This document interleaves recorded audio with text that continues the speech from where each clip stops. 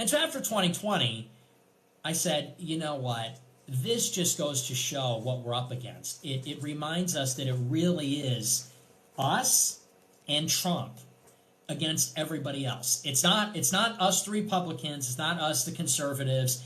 It's we, the people, the voters, that the 74 million people that voted for Trump, and that's it. And then in the last 2 months, they said, oh, look, the polls flipped again. And now Republicans are back on top. Turns out it's not a big deal. I want you guys to hear this. That was wrong. Because all the people that were charged up about abortion did early voting. So they weren't represented in the polls. So the abortion effect was felt just early. It wasn't felt on election day. I think this it was felt in the early voting. So that was a big L, and that sucks. Be an important part of our show. I want you to hear this. That's a pendulum, and you got to recognize the fact that this is a godless country. I hate it. It's immoral, it's wrong, it's heinous, it's evil, but this is an evil country. And this country will surprise you with how evil it is. And that's why you've got to get this out of your head that there is some silent majority cavalry that's going to come out of the woods and save us. It's only a couple minutes long. It's only a couple minutes long, but I want you to hear where it goes. When we meet the left on the battlefield and they outnumber us like 5-1, that's it. People think we're going to start getting cut down, and then at the last minute they're going to blow the Volkish horn, and the silent majority is going to come running in from the flanks on horses, and they're just going to start cutting up. It's not going to happen because we are in the minority. There are not as many of us as there are of them. If they all had to vote, if you forced every man and woman in America to vote, there would be more of them than us by a lot.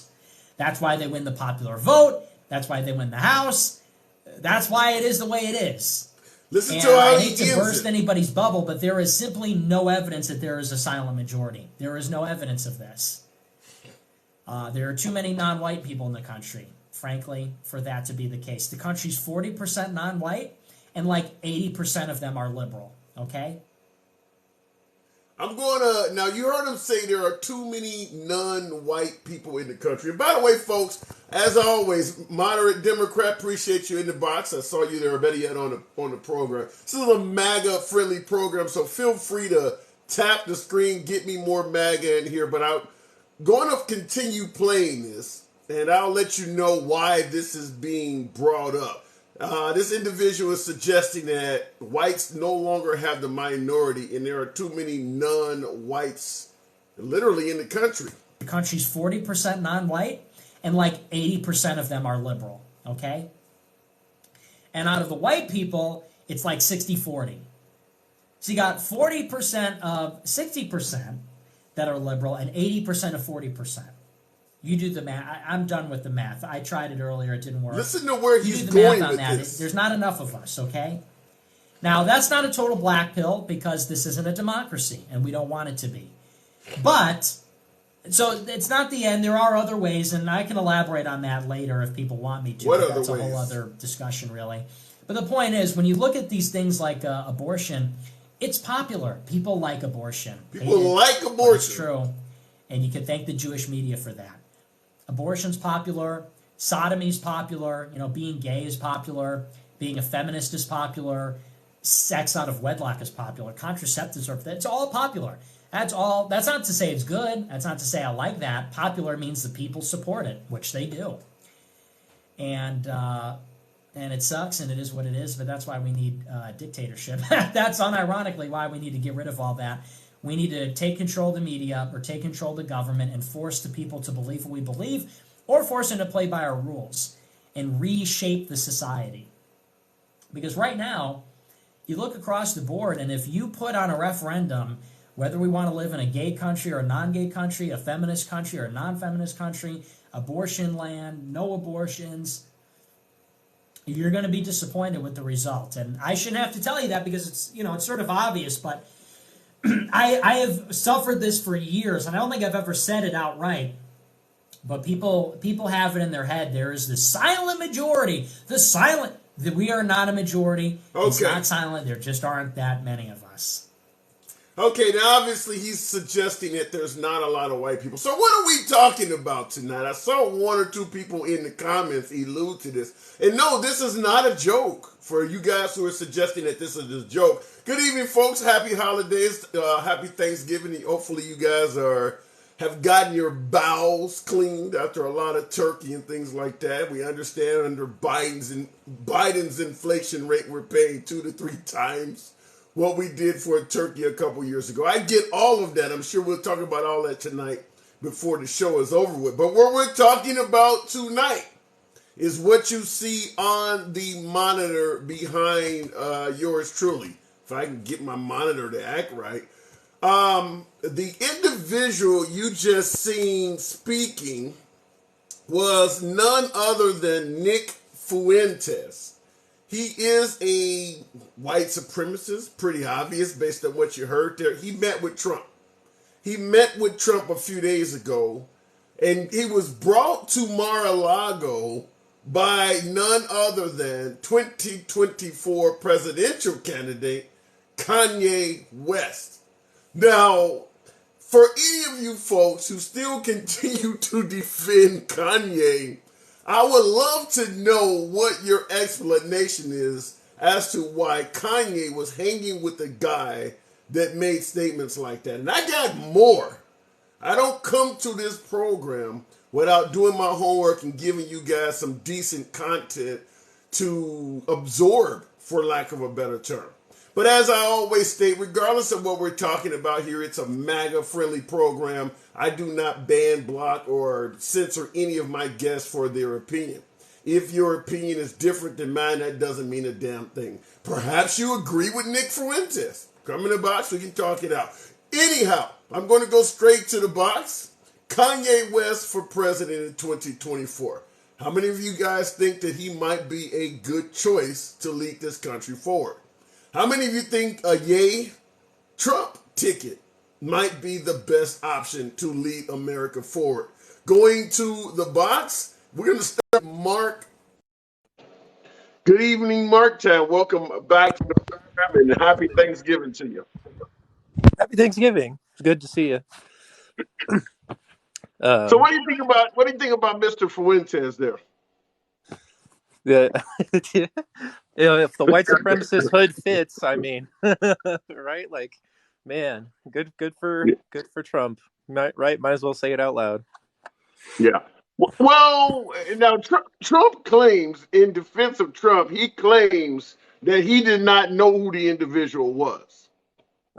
That's not true, because he's in, Fuentes is in pictures with Marjorie Taylor Greene, and she got a bunch of heat for it, and Paul Gosar, they do these like America First, like, I don't know, conferences or whatever. How would you respond? How would you respond? Because I'm sure it will come up inevitably. How would you respond to those who are suggesting that this guy just has his own opinion of how America should be going forward and that he is not a white supremacist? I mean, can't both be true?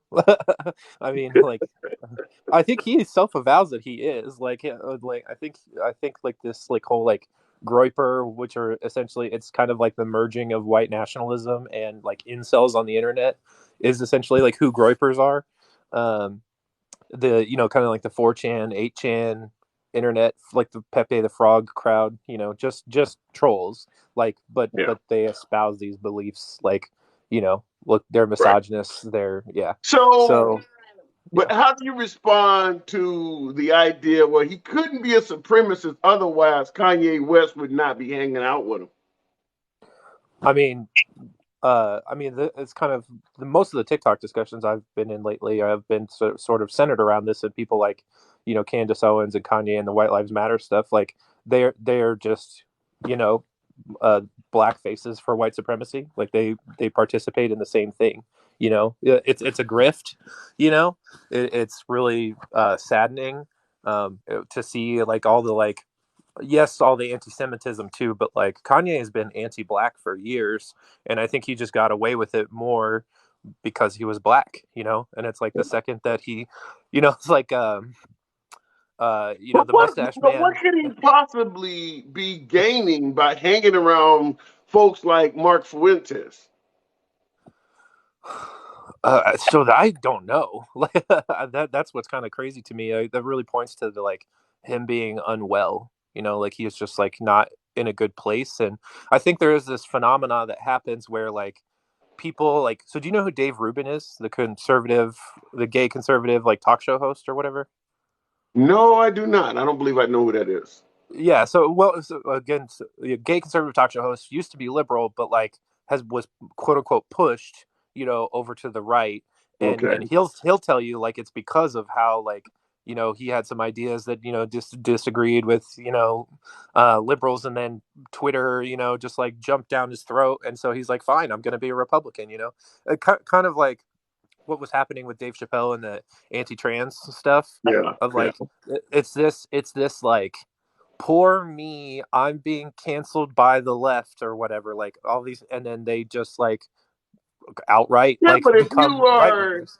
yeah, but if you lean left or you lean right, it's generally based on principles, whether your religion, how you feel about police, Yeah. the military, and homosexuality, LGBT community. If someone cancels you from being able to get on social media and get your message out, it doesn't make sense to go to the other side, whichever side that may be, that goes against all of your principles. I mean, you So have a way you feel about the Second Amendment or women's right to choose. You're going to go to the other side because they canceled your Twitter account? absolutely. So you hit the nail like directly on the head, which is that these people do not have principles. Candace Owens does not have principles. Like No. Dave Rubin, like they if it's just a matter of like people on Twitter like typing their thumbs at you, like that you get so up in your own feelings and become such a snowflake that you literally have to change parties, then you never held those principles in the first place. Are you telling me, are you suggesting that there are right wing snowflakes? You Oh, can't be absolutely. doing that. You can't be doing that, right? Are you?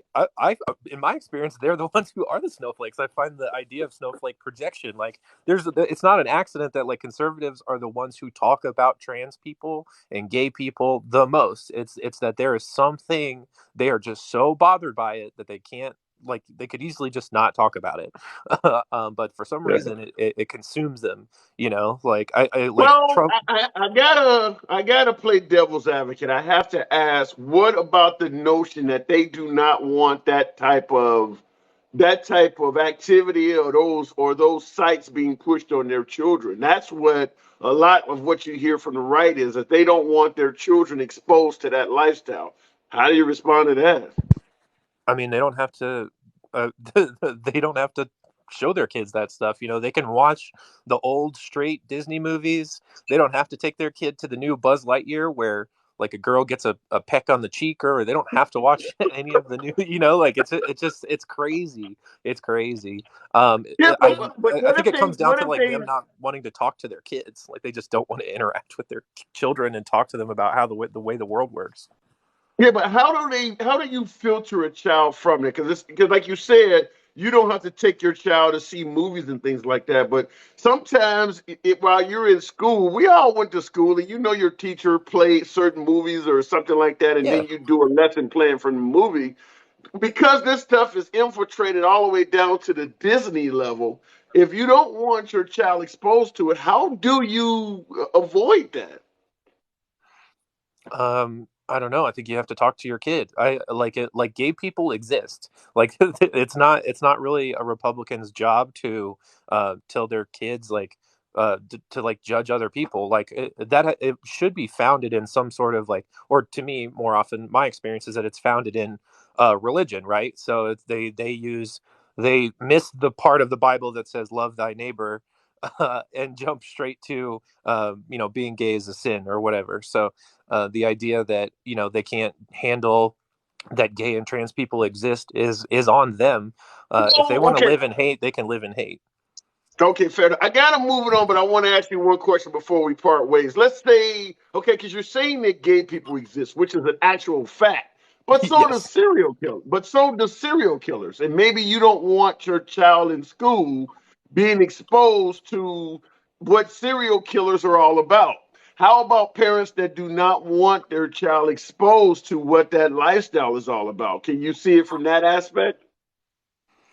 Um, Not really. I think that's kind of like I'm kind of lost on the analogy there of like the these are not things like it'd be like saying like blonde hair, blue eyed people. Like I don't want my child to associate with anyone who has blonde hair and blue eyes. It's like not really your uh your decision, Well, you know, okay, like I get what you're saying. Well, but you can see someone as blonde hair and blue eyes. You cannot see someone as trans unless they tell you. You don't. You can just, yeah, and this is the same argument I used to make for folks who were getting into arguments about going into the washroom of the gender you identify with. I often just said, like the Nike slogan, just do it. You don't need to scream out when you go right. into a woman's restroom that you were born a man. Just go in there and do it. And that's what I'm talking about when I say that some might say they don't want their children exposed to it.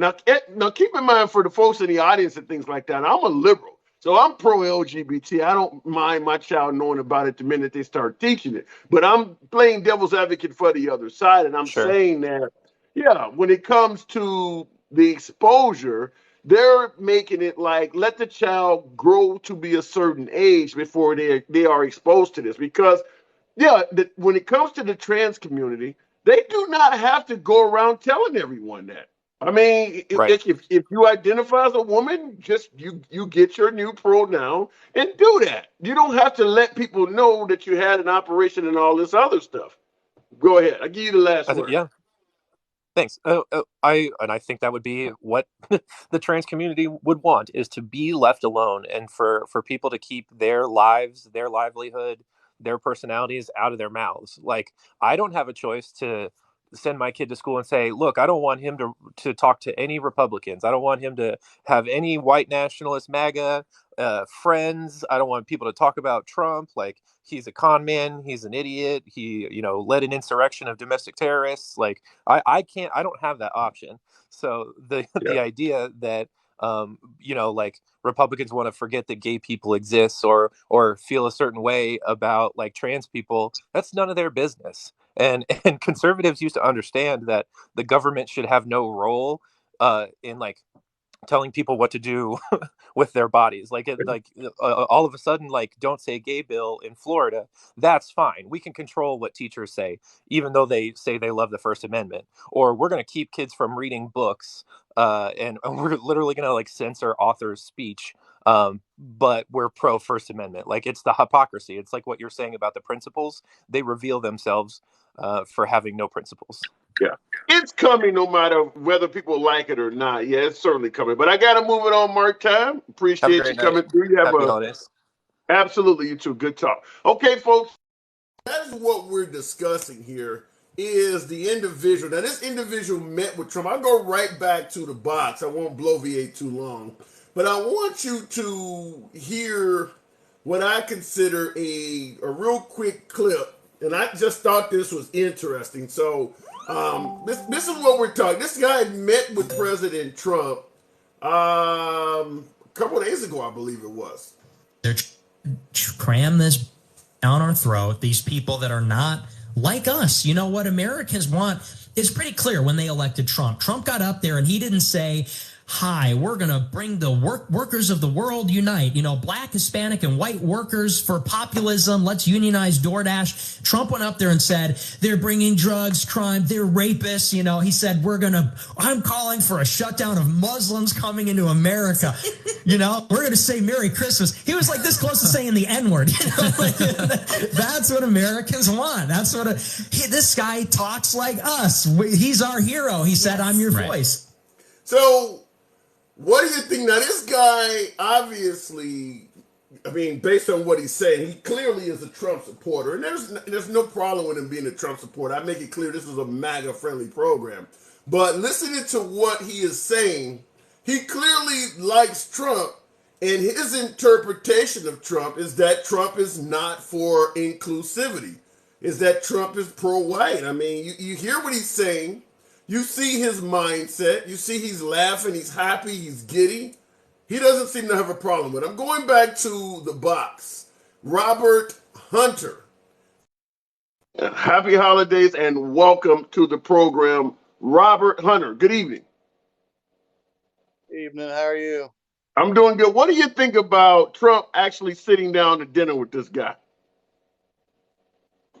Well, he has to keep the base. That is essentially a good bit of his base. Guys like that? You're suggesting that people like that are part of Trump's base? Roughly 15 to 23% of the party is like that. So to secure that base, you either have to throw out dog whistles or get lieutenants in your administration that you can say, I'm not for this, but I got people in my ranks that are, we'll say, more malleable on the subject. Well, why not just condemn that? He'd lose votes. Okay, but if you're going to lose those type of votes, is that really a bad thing?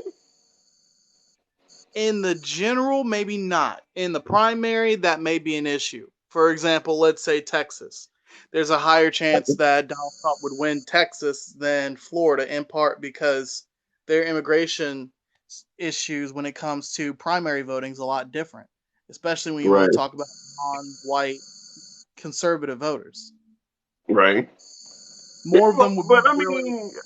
mean, even if you were going to lose a race, just asking you personally, if you were running for office and you knew you needed votes like that type of guy, you'd be willing to flirt those kind of votes just to get in office. I mean, you'd be okay with associating with that just to win the power.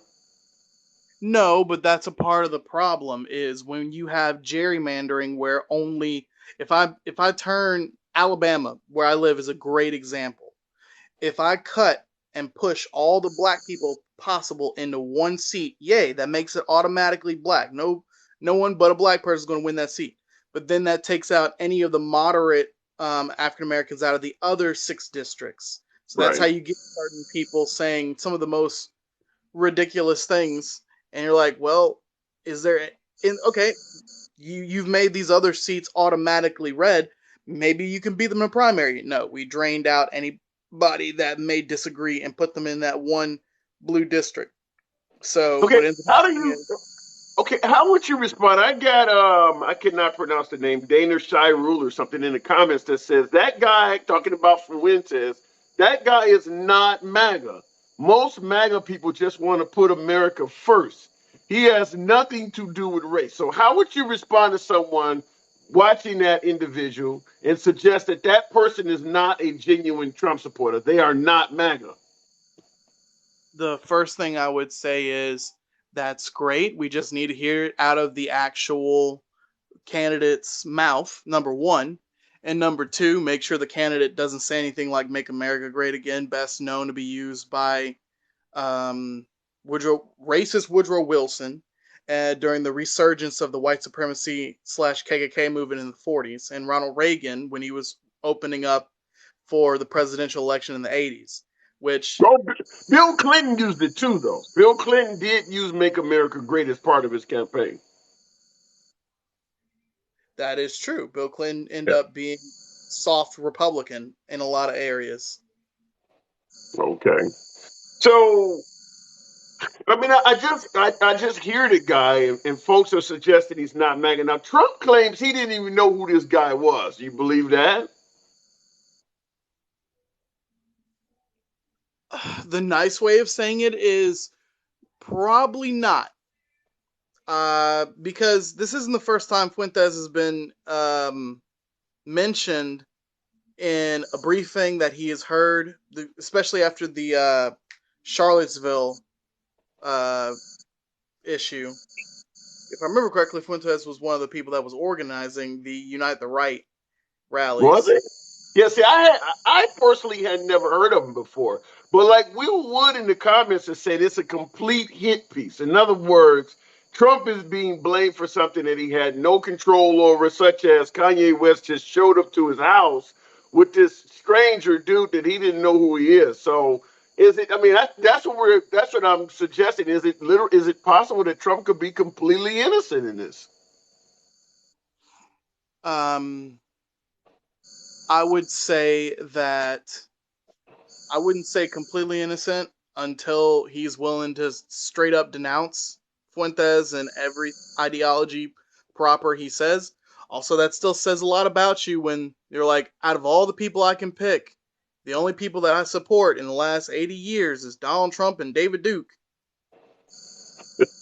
You know, the thing about it is Trump, as of now, still has not denounced Fuentes. He's just stated, I didn't know who the guy is, but in my opinion, for any of my MAGA folks who would suggest that Trump did not know the guy, it leads me to ask the obvious question. How is it so easy to present someone to Trump that he does not even know? Someone he doesn't even know can get that close to him. Even if Trump is telling the truth that he didn't know the guy, this isn't safe. That someone that you have no clue who, Kanye West, a rap guy, can just walk into your house with anybody, some dude you don't know, he didn't tell you it was coming, didn't explain to you what the significance of the guy is, and you actually sat down and had dinner with him. He could have put cyanide in your meal. So if Trump does not know the guy, that means that Trump is, at the very least, negligent in who he hangs around. I mean, you're a former president. You can't just let people walk in your house. You do if they're the only people that says you're right, Mr. President. Anybody off the street that says I love Trump can walk in the crib. I think Kanye West and Nick Fuentes walking in the crib proves that.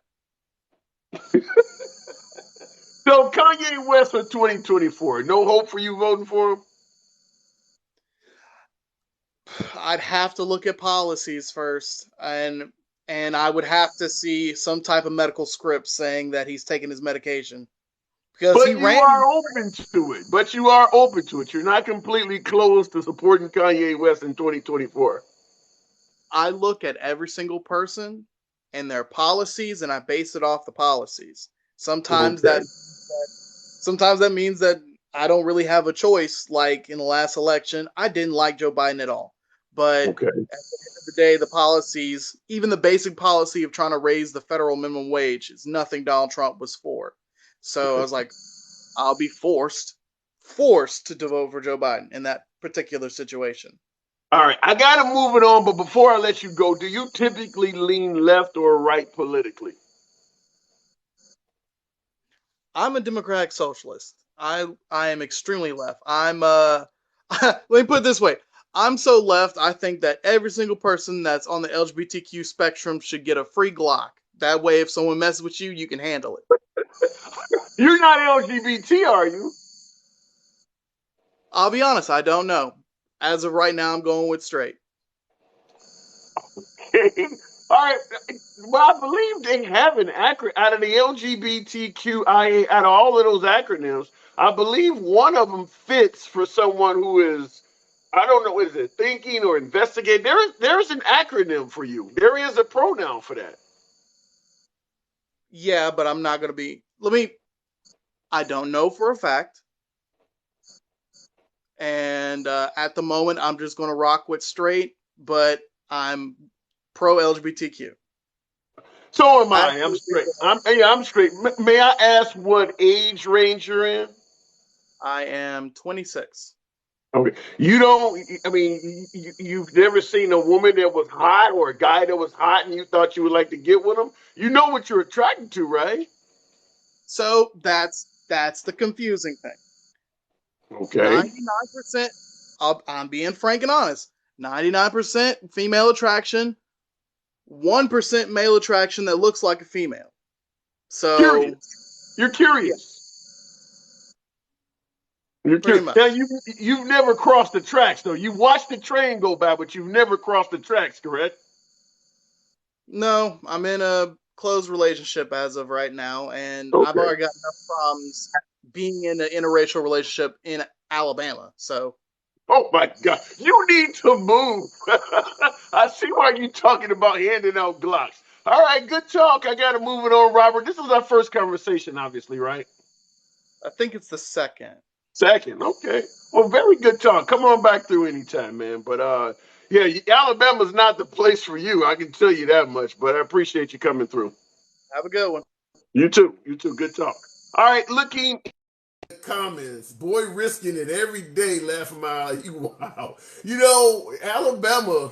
Yeah, Alabama has not necessarily reconciled totally from its past. Some would say it's the last known holdout. I got another quick clip that I would like to play for you for a minute before we move the program on. This is more of your favorite guy that you've come to know and love. Just to make sure we are fairly clear on this individual, because he's saying some interesting things. America's going to be majority minority 2042. And the country's going to be minority. And the country's going to be minority white. And that means America's going to be a lot different than it is now. It's going to look a lot more like Los Angeles and Miami. And it's going to look a lot more like New York. And you're telling me that even though America is going to dramatically change in that period of time, because the people will have changed and the different people will create a different country, it's still going to be America? How's that? As long as they're citizens, as long as they're speaking English when they buy their Netflix subscription? That's too inclusive. That's too inclusive. We're not for inclusivity. We've had enough inclusivity. So what does he mean when he suggests he does not want inclusivity? It's too inclusive, as opposed to bring us your weary, your tired, your poor. I believe that's on the Statue of Liberty. He sounds like he's totally counter to that. He's saying it's too inclusive. Gangsta G-Ma, a friend of the program, I know where we're about to go, and I'm happy if you take me there. Gangsta G-Ma. Good evening. Happy Thanksgiving to you, Gangsta. How are you? I'm fine. Now let's get to some business. Now you know that Trump knew that raccoon was coming with that little possum with him. He knew. Okay, Oh, who's the they rat? all Which one represents the raccoon? Kanye West. He lost his mind. He needs some meds. He truly does. He's lost it. That man has Well, lost his mind. yeah, but how do you feel about, like, under the Trump era, folks said that it was good to have a businessman running the country. Kanye West, with the exception of what happened recently, is a very successful businessman. Are there Well, no good aspects of him?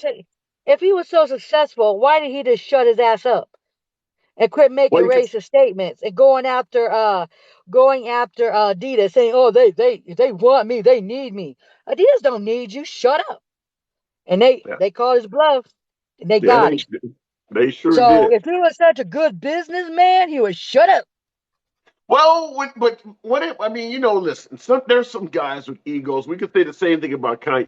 We could say the same thing about Trump. Right now, we could Trump say is the an same thing. old white man that needs to go and eat some double cheeseburgers and leave the United States alone. That's what he needs. He is a racist too, and he really didn't think those two he didn't think Kanye West and that nationalist was gonna come. Come on now, What come makes on you now. say that?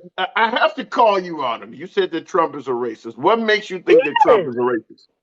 What Are makes you you say that? serious? Are I you have to serious? ask. I have to ask. Are you serious? I have to ask. Really? You don't think he's not racist? I Well, listen. Hold on, hold on. how about the five in the park? He put the whole thing out, and they're trying to make excuses. How about he was talking about Mexicans? All rapists and murderers, and everything else. Come on now. Well, I had to ask. I have my own opinion being a liberal, but when you make a statement like that, I want other folks that are watching to hear why you think that. So you're saying He Central is. Park 5. You're Yep. bringing up what else? What else did you say? And he got sued for not letting blacks in the apartments and stuff. Come on now, he is. And you know So, what? And you know what though? Let me tell you something. And his little minions. If you like that man and you stand with that man, your little minion, you are one too. You talk like a so, duck, you quack like a duck, you shit like a duck, you a duck. so how do you respond to someone who suggests when Biden said vote for me or you ain't black, he's a racist also? How would you He did. respond to that? People took it out of whack. People going bipolar. Oh, he's racist. Oh, no, he's not. No, he's not. The other side, oh, they want him to be so racist. Oh, they do. They want him to be so racist, but he's not. Oh, he's far from being racist. What about Now, he may say some. what about Biden co-sponsoring, if not Oh, authoring, the crime bill in the '90s that oh put a lot God! of African Can they Americans in shut jail? up about that already? But Let's go there. listen, Let's go. but These white nothing. We gotta people. ask. Okay, these white people are special for real, okay? Okay, let's go about this crime bill. These little knuckleheads, they wasn't in the 90s and the 80s when our own people was putting our babies out there selling the crack to our own people. Okay? It was a lot of blacks was going for the crime bill. But what That's got true. us all messed up was the states got involved and went all bipolar with it. But so they Okay. don't tell you that a lot of black people was going for it. All right. You know what I One mean? more. Because One more. because people was selling crack to our own people, putting our little kids out there. Oh, I guess they didn't grow up in the 80s and 90s. Because it One really more. was legit. I got one more. I don't want my kids growing up in a racial jungle. How do you view that statement coming from Biden? I didn't hear him say that. And if he said it, well, people be saying some fuck shit. Just like Trump, right? About Yeah. Mexicans, about Africa being a shithole. Let's go there. People saying Fair some enough. fuck shit. I never heard him say it. Okay. You know, I Fair enough. never heard him say it. But All what he's right. showing now and what he's bringing the nationalists to his house and shit, that speaks a lot. But you know what's funny about the Trumpsters and their little minion asses? What's so funny about it is that he said he does a lot for the black community. No, he doesn't. No, he didn't. He didn't do nothing for our black community. What the Okay. hell? I gotta question you on that. And listen, I'm a liberal, so obviously I Oh didn't no! support Hey, Trump. sometimes it doesn't seem like you is because you get on my damn nerves. Sometimes I want to come and choke you. Well, and that's fine, Gason. You always welcome on the program. The reason why it seems like I'm not a liberal is because I do play devil's advocate, and I hold you accountable for your statements, even if I agree with them. I hold you accountable for the audience at home. So, I mean, I have to ask. You caught me before I was about to ask you something. I can't even remember what I was about to ask you, but fair enough. But I'm always going to question you on what to throw out, just for other folks who are in the Was audience it saying about what. him doing stuff for the black community? Was it something about that? Because that's what you was going to tell me. Something about the black community. He did something for the black community. Yes, yes. What did he do? In regards to the suggestion that Trump did more for the black community, I'm not going to question that because obviously Lincoln freed the slaves and Lyndon B. Johnson gave us civil rights. So Trump clearly didn't do more for blacks than anyone else. But I want to ask you this. If Uh, Trump is the racist that you're suggesting, why did he overperform compared to other Republican presidents like George W. Bush and H.W. Bush and Reagan? Trump got more of the black vote than any of the recent Republican presidents. If he because is as yeah, they're racist as you're special. saying, what happened? Because they're special. They are. Huh? Because they're special. These motherfuckers are special to vote him his asses in. Who would vote for Trump? Who would vote for that man? A lot of idiots voted for that man. Riri's. You feel what I'm saying? Special people. Because who would do some fool shit like that? He showed his true colors. He showed his true colors. But you know what they thought they was? That he's going to be the puppet. But what they did, though, brought the hatred back in. He brought the hate back in. Now look, we're so damn divided. They did that. They did that. Do you believe Biden? Do you think we're more unified under Biden? Do you think Biden is uniting the country? He's trying to, but you can't. You can't work with the megas. They special. They really need to go back to school and drink some juice or something. They special for real, because the juice they be spitting out is drama juice. They just all up into the white conspiracy. They want to take our books away. They want to do everything. They want to go back to Hitler. You know that. You know the H word. Yeah, hell Yeah. yeah. Wow. You know it. You Real, know it. real And quick, I would. real quick. I just wanna give a shout out to Ajna. Appreciate that hot dog in Frankfurt. Yeah, didn't want to make you think I didn't see that, so I do appreciate that. But you're saying that Trump supporters want to turn us back into 1930 Germany. Do you believe they're that? They're Come that? on now. Did you see what's going on? I know your ass sees what's going on now. They're taking our books. They want to control women's, bodily things. They want to do everything. They're trying to whitewash what has All happened. of them? Well, wait a minute. You think all of them are trying to do that? Let me I tell mean, you something. every If you don't have party, balls, if you don't got every balls par- to stand up against Trump, then you're a wuss. You're a yeah, coward. but every party has extremists in it. You think the whole MAGA party as a whole is intolerant? Can't you tell? I don't know about that. Every Mega Trump is a supporter, joke. Megas okay. are a joke. They are mostly they are two French fries short of a Happy Meal. If you want to go there, they are. They believe this man is God to them. You see what they be doing? Oh my God, Trump is gonna run again. Oh my God, what's his name's gonna jump out from the dead? The QAnon, Mega. They lost their minds. And you know what? The Democrats are sitting back rolling blunts up, watching them all destroy themselves. And I hope if Trump and Kanye West gets together, it's gonna be the laughing stock of the United States. Mm. You know that? Well, It's gonna be the I, laughing stock. even Trump recently tweeted out that Kanye is crazy and needs to get Oh, help. he So even used that though man. He used that man. Trump used that man, played his head all up, and now look, he's throwing him away because he got what he wanted from that man. See, Kanye West is the stupidest raccoon I ever did see in my life. Ever did all see. right, Grandma, I gotta move it on, but But I got to go anyways. I gotta roll my blunt up. But you have a nice day, a nice evening. all right, good talk. Catch you on the next one. Now, real quick, I disagree with one of the things that she was saying is that Trump used Kanye. No, I believe it was the other way around. I believe Kanye is the one that has an affliction, or whatever you want to call it, an adoration for Trump. It was trying to, I mean, whatever you want to say about Trump, he doesn't really need Kanye West. Because I understand maybe some would say that, well, Trump is trying to get his hands on some well known hip hop artists in hopes of reaching out to the black community. I believe Steve Harvey, Ice Cube, Lil Wayne have all proven that that doesn't work.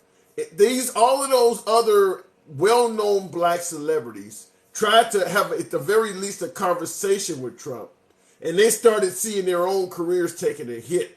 So I think we're at the point now where it's pretty obvious that Trump is probably not going to gain a lot of followers in the African American community, even if he gets his hands on a well known celebrity, such as Dave Chappelle. Dave Chappelle on Saturday night when Trump first got elected said, give Trump a chance. How did it turn out? Like I said, Steve Harvey, all of those folks, they came back and said, listen, we were trying to reach out to the man, and the African American community was not having any of it. So reaching out to Kanye in 2022 is probably not going to be very effective. Looking in the comments, Vass.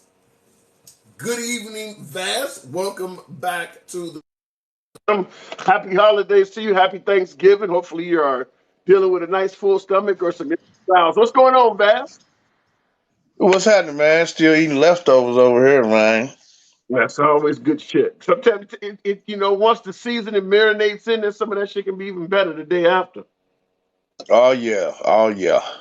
Oh yeah, and you can sit down generally at home on the couch with the remote, watch that Michigan beat over on the Buckeyes type game, and you can eat it all in peace. But what do you think about Kanye West jumping into the fray for 2024? Think he got a chance? Chance? Yeah, yeah, he got a chance. Like he's special, special kind of guy. Well, Got a special anybody kind running of for president is special. You got to define yeah, special a little bit more in special depth than that. perception on things. But nah, Kanye, man, he says some things that's good. I say when recently what he was speaking on as far as the business aspect that's going on that got him into so much controversy. That's something that everybody's been thinking for years. You know what I'm saying? It's like he just said some stuff that everybody been saying when he was probably a child. You know what I'm saying? Wait. What are you talking about again? I didn't get that. Far as the Hollywood, the record company issues that he Oh, was talking, yeah, yeah. that as far as that stuff, like that stuff that I remember hearing as a child and growing So up. You know what I mean? so did I. I mean, you're from Chicago, right? No, Oh, I thought we talked. Maybe you're somebody else because we had a part of Chicago.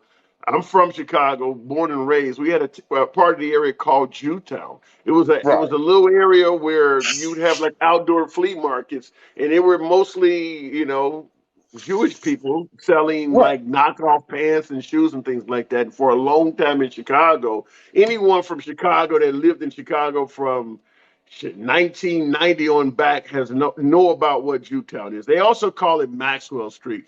But yeah, I mean, I agree with you. We all have heard that they had a strong foothold in Hmm. the music and entertainment industry. But what does that really mean? Okay, so the industry is controlled by one group of people. What does that supposed to mean?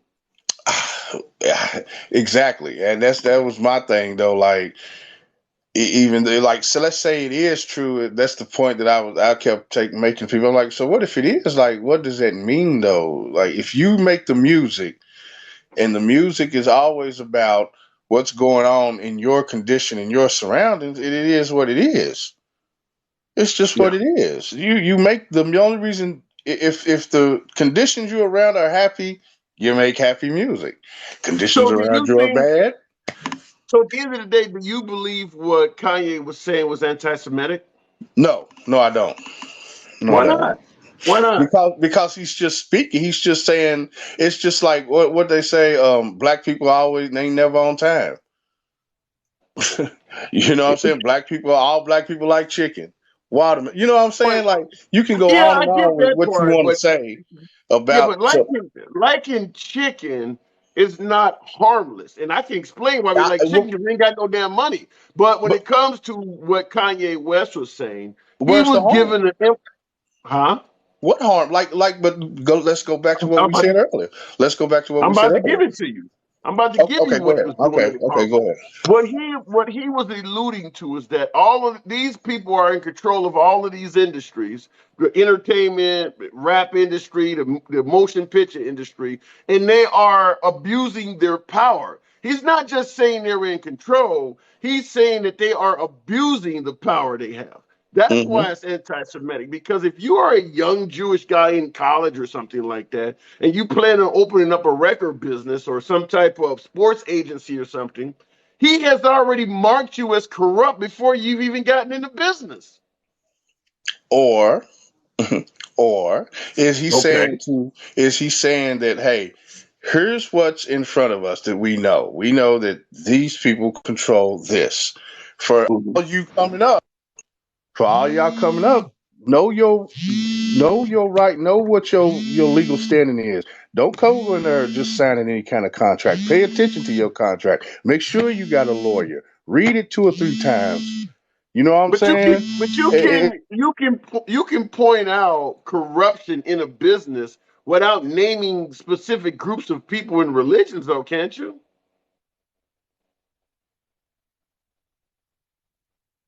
Vast, did I lose you? Okay, he must have had a phone call come in. I heard his device ringing, so we'll go ahead and move it on. Jesus, Mary, Joseph, please make Kanye go away quietly. And I'll go right back to the box. Improper Bostonian.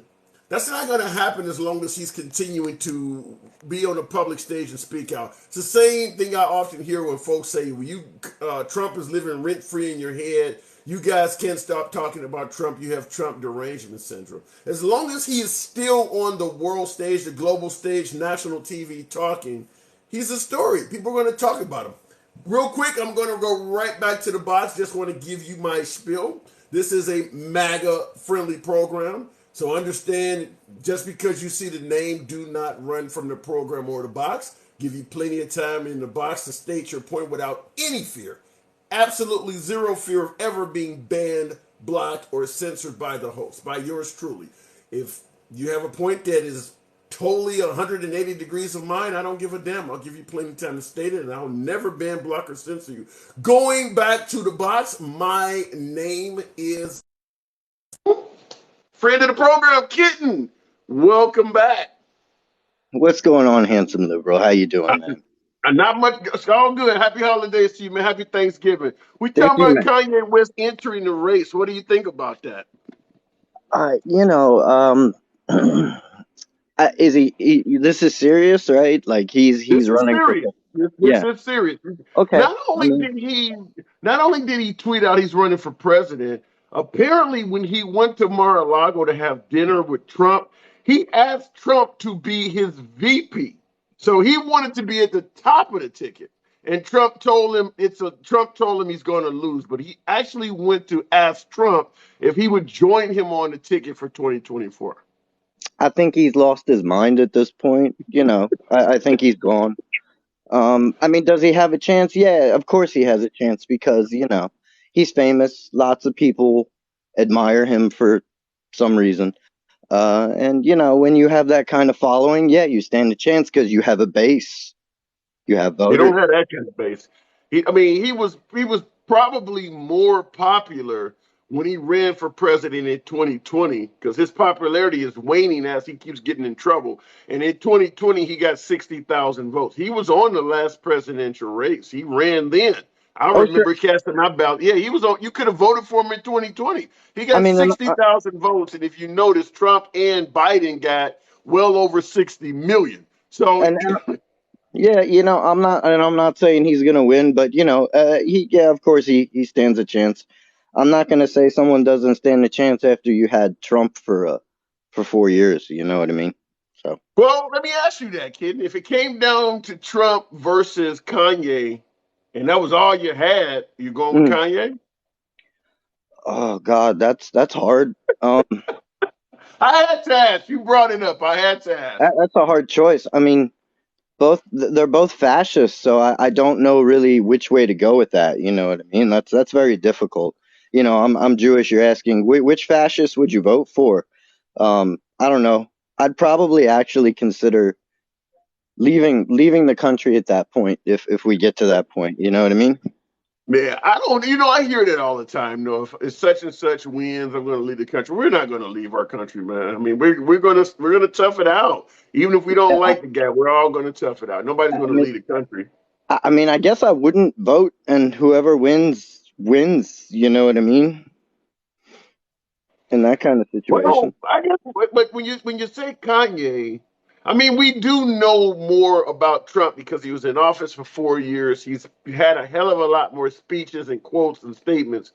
We don't really know what Kanye is about other than a few crazy speeches, and we know he's bipolar. That dude might start taking medicine and be as nice as Mr. Rogers. We don't know. Yeah, I mean, you know, I could become the Pope. You know, that could happen too, but it's probably not going to happen. You know what I mean? Kanye West is not I mean, he's not a smart person. You know, he made music for Jay-Z, and Jay-Z put Yeah. him on, and people liked his music. And for some reason, people equate a person who is a good producer to some kind of genius in all aspects of life. The dude is a Wait a blithering minute. No, idiot. not just the music though. I mean, the guy is a very successful businessman. He has Uh, a before he So got kicked off of Adidas. you He don't was think he pretty has much people yeah. telling He him was what to do with his money? He has people telling him what to do with his money. He doesn't make his decisions with his money, and when he did, he screwed but up royally, what makes lost that all his deals. yeah, but what makes that him any different than any other successful businessman? That's what It Trump doesn't. promised. You Wait know, a minute. people. That's what Trump promises to surround Yeah, himself with the best and brightest. sure. People. If he has very intelligent people telling him what to do with his money, and his money is multiplying like that, then that's a good decision, right? Well, yeah, but you know, you know, when you get a certain amount of capital, it's easy for you to hire people to make you more capital. People do that on a regular basis in America. And when you reach a certain point, I mean, the guy didn't become some sort of financial genius from making beats for Jay-Z. Okay, he Oh, surrounded people surrounded him with individuals who told him what to do with his money, and he took their advice and he did well for a while.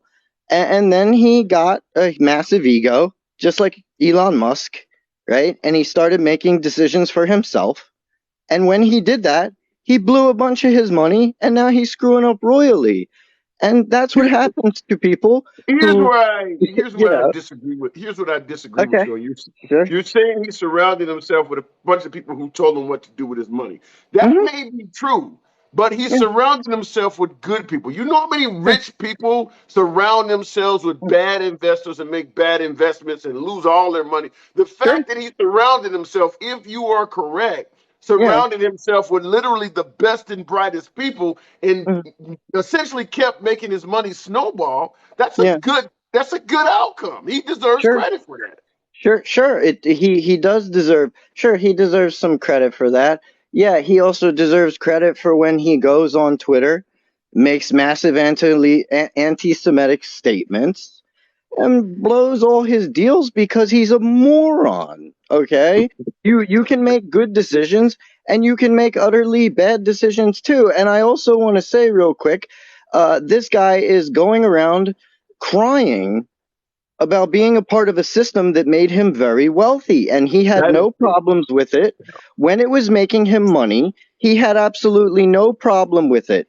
And then as soon as he decides to let his ego get in the way, and then he makes some bad decisions personally, and it blows a bunch of deals for him, now he has a massive problem with the system that gave him everything he has. Okay? So how do you respond to, like, my last caller said that Kanye's statements are not anti-Semitic? Because I hear you saying he's made dumb statements. How do you respond to people who suggested his statements were not anti-Semitic, but rather the naked truth? I mean, so if you believe that Kanye West's statements are not anti-Semitic, then you must buy into the idea that Jewish people own all of the businesses and global establishments and are running everything. So otherwise, it is anti-Semitic to say that one group of people absolutely dominates all aspects of life and is determining how the world is going. There's no evidence of that at all. And Well, Jewish people, you don't hear people talking about George Soros all the time and the yeah, Rothschilds or Rothsteins or whatever their names mm, are. I mean, sure. people do believe that. Yeah, of course people believe that. Well, first of all, you have a huge sect of the Republican Party that is evangelical, right? True. They are heavy into support of Israel because they believe that Jesus Christ is going to come back and kill all the Jews during the Don't Revelations, repeat right? that. Don't. I don't want Uh, you. I don't want TikTok so to ban you. So don't so repeat that. that's one reason they have a heavy support of Jewish people on that side already, is because without Israel, their savior can't come back and do what he wants to do. Where is that in the Bible? Where's that coming from? That is actually some things that they made up and added to the Bible, and that they interpret Revelations as the Savior's going to come back. He's going to dominate Israel, eliminate the people I said, and Never then heard that. they're gonna have their Armageddon. The Lord's gonna come back and have their Armageddon. That's what evangelicals believe. Wow. You know. The reason I asked you that because I grew up in the church as well. I mean, I'm 50 years old, so most African Americans that are in my age group grew up in the church. Hell, I used to direct the choir. I used to go to Bible school every Sunday. Mhm. I don't recall ever hearing anything like that. Yeah, I They're mean going. that's why they support Israel. That's why they want Israel as a state. That's the only reason the evangelical sect of the Republican Party supports Israel in the first place. And they attack George Soros. And they attack, when they say global elites, they are talking about Jewish people. Yeah. So anytime you hear the right wing say bad things about global elites, they are talking about Jewish people. They don't like Jewish people. They have David Duke endorsing their party. They have all kinds of Proud Boys in their party. They don't like Jewish people. And Kanye West is a Republican. So, yeah, he doesn't like Jewish people. Okay, all right, okay. Well, don't you throw. I gotta move it on. You said the J word so much they may Yeah, come to your house and arrest you. I sure. appreciate you coming by though. I got to move it on, Cat. Have a good one. You too. You too. Good talk. Oh, wow.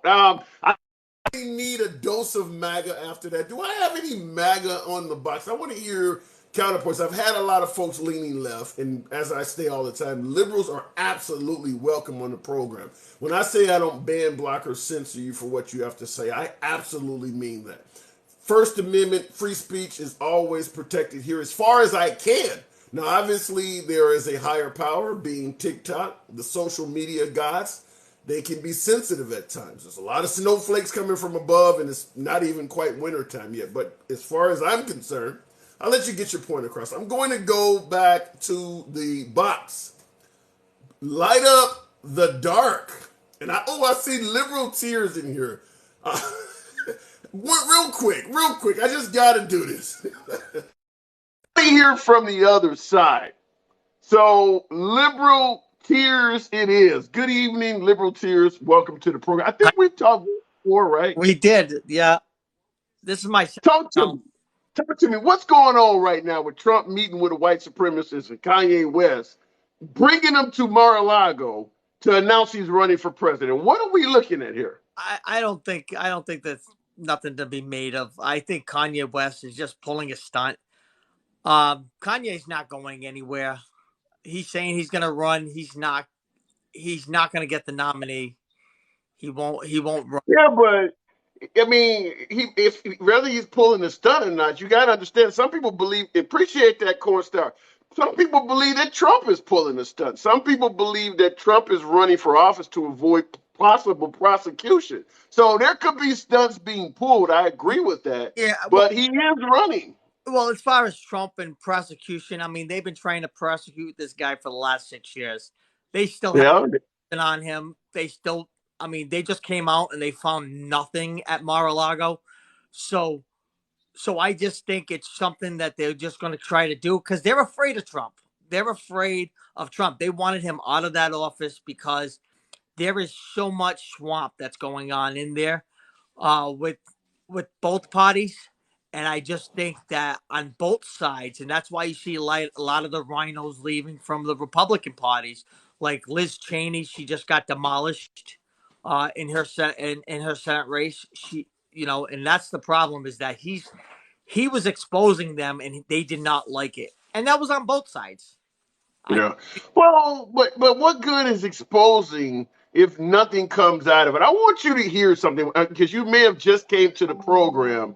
And because this guy met with Trump and it's all over the news, I want you to explain this because he sounds like he's a Trump supporter. We'll talk about it. It's only 40 seconds. They're trying to cram this down our throat. These people that are not like us. You know what Americans want? It's pretty clear when they elected Trump. Trump got up there and he didn't say, hi, we're going to bring the workers of the world unite. Black, Hispanic, and white workers for populism. Let's unionize DoorDash. Trump went up there and said, they're bringing drugs, crime, they're rapists. He said, I'm calling for a shutdown of Muslims coming into America. We're going to say Merry Christmas. He was like this close to saying the N-word. That's what Americans want. That's what this guy talks like us. He's our hero. He said, I'm your voice. So what do you think about this guy saying this? He clearly is a Trump supporter. What do you think about his analysis of Trump? I mean, so many people come out and say things like that, and they say, "Oh, he must be MAGA." I mean, without actually having evidence with this guy having conversations with Trump or anything like that. I don't believe any of this stuff because I just think a lot of this stuff that they come out with, anything that happens bad, they're like, well, that was MAGA. Everything gets blamed on MAGA. Well, I get your point about everything getting blamed on MAGA, but this guy has pictures. He's been on stage with Marjorie Taylor Greene. I believe he's the genuine article. And by the way, like I said, Kanye West took this guy to Mar-a-Lago. He had dinner with Trump this week. This guy you're watching had dinner with Trump. Yeah, well, I mean, I don't know if Trump knew him or not. Maybe Kanye knew who he was and decided to bring him to Mar-a-Lago. Maybe he wanted to get Trump's endorsement to run for president. But I don't see Trump doing that because Kanye West is not going to become president. Okay. Well, I guess the thing I was asking, if Trump did not know this individual, and Trump is saying he didn't know him, he's definitely saying the same thing you're saying.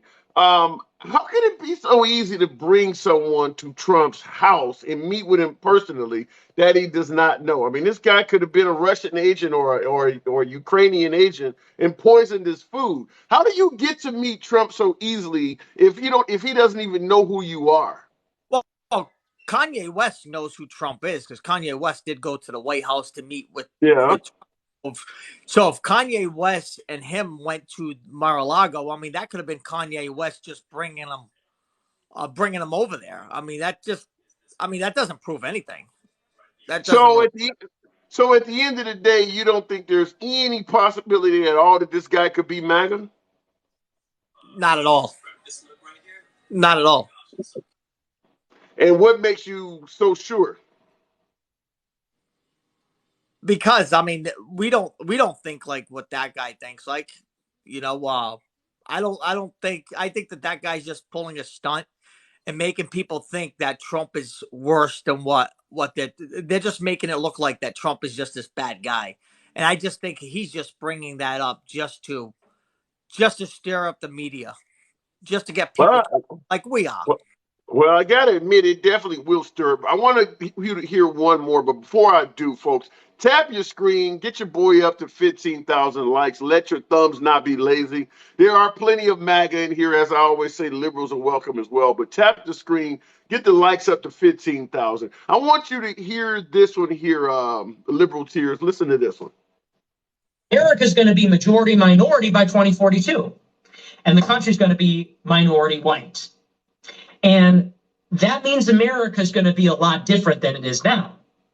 It's going to look a lot more like Los Angeles and Miami, and it's going to look a lot more like New York. And you're telling me that even though America is going to dramatically change in that period of time, because the people will have changed and the different people will create a different country, it's still going to be America? How's that? As long as they're citizens, as long as they're speaking English when they buy their Netflix subscription. That's too inclusive. That's too inclusive. We're not for inclusivity. We've had enough inclusivity. He doesn't sound, you don't hear any MAGA talking points in that at all? I don't, because actually Joe Biden said those exact same words. Joe Biden said, "Whoa, shit! Who just sent me that? Appreciate that, Cap. I like that. Hey, Joe look Biden at you who actually sent me that. same Who words. when you say Joe Biden said those words? What you saying that Joe Biden said we don't want inclusivity? No, Joe Biden said by 2040 something that this country is going to be minority white, is what he said. Yeah, but this guy said he don't want that. He's actually saying he does not want Yeah, inclusivity. that's one guy saying that. Like I said, again, I mean, there's no proof that Trump is even in ties with that guy. Right. Now, I agree with that part. I'm just simply listening to it and wondering what makes you so sure this guy cannot be MAGA, though. We don't know what he is. I mean, to be honest with you, I mean, we don't know if he's MAGA or he could be But he's more. claiming MAGA. He's claiming that he is MAGA. Yeah, but I don't believe anything anybody says today, because you could claim MAGA just to actually throw it to make it look like, well, this is coming from Trump. This is what, and I don't buy it. I don't buy it at all. Okay. Yeah. So if you hear Black Lives Matter, for instance, saying some really anti-American shit or anti-police shit, you don't just automatically assume they're Democrats. No, you don't assume that they're all Democrats. Okay, fair enough. All right. You still have you have BLM, the organization, and just like when you had the BLM protesting that got out of control, but you can't label them all as bad BLM protesters. It just was stupid people at stupid places doing stupid things. Okay. Last but not least, listening to this guy, would it be safe to say that he sounds like a white supremacist? I mean, he's definitely something. I mean, he definitely sounds something, Okay. What about a white supremacist? I mean, you could probably label him as a white supremacist at that point. Okay.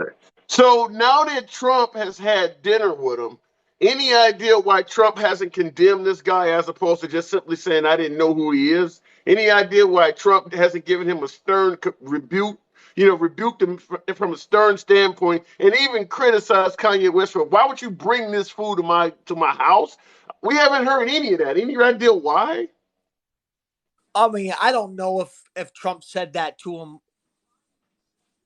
before. I mean, I don't know if Trump said that to him without bringing it to the media and making more of it. You just don't know.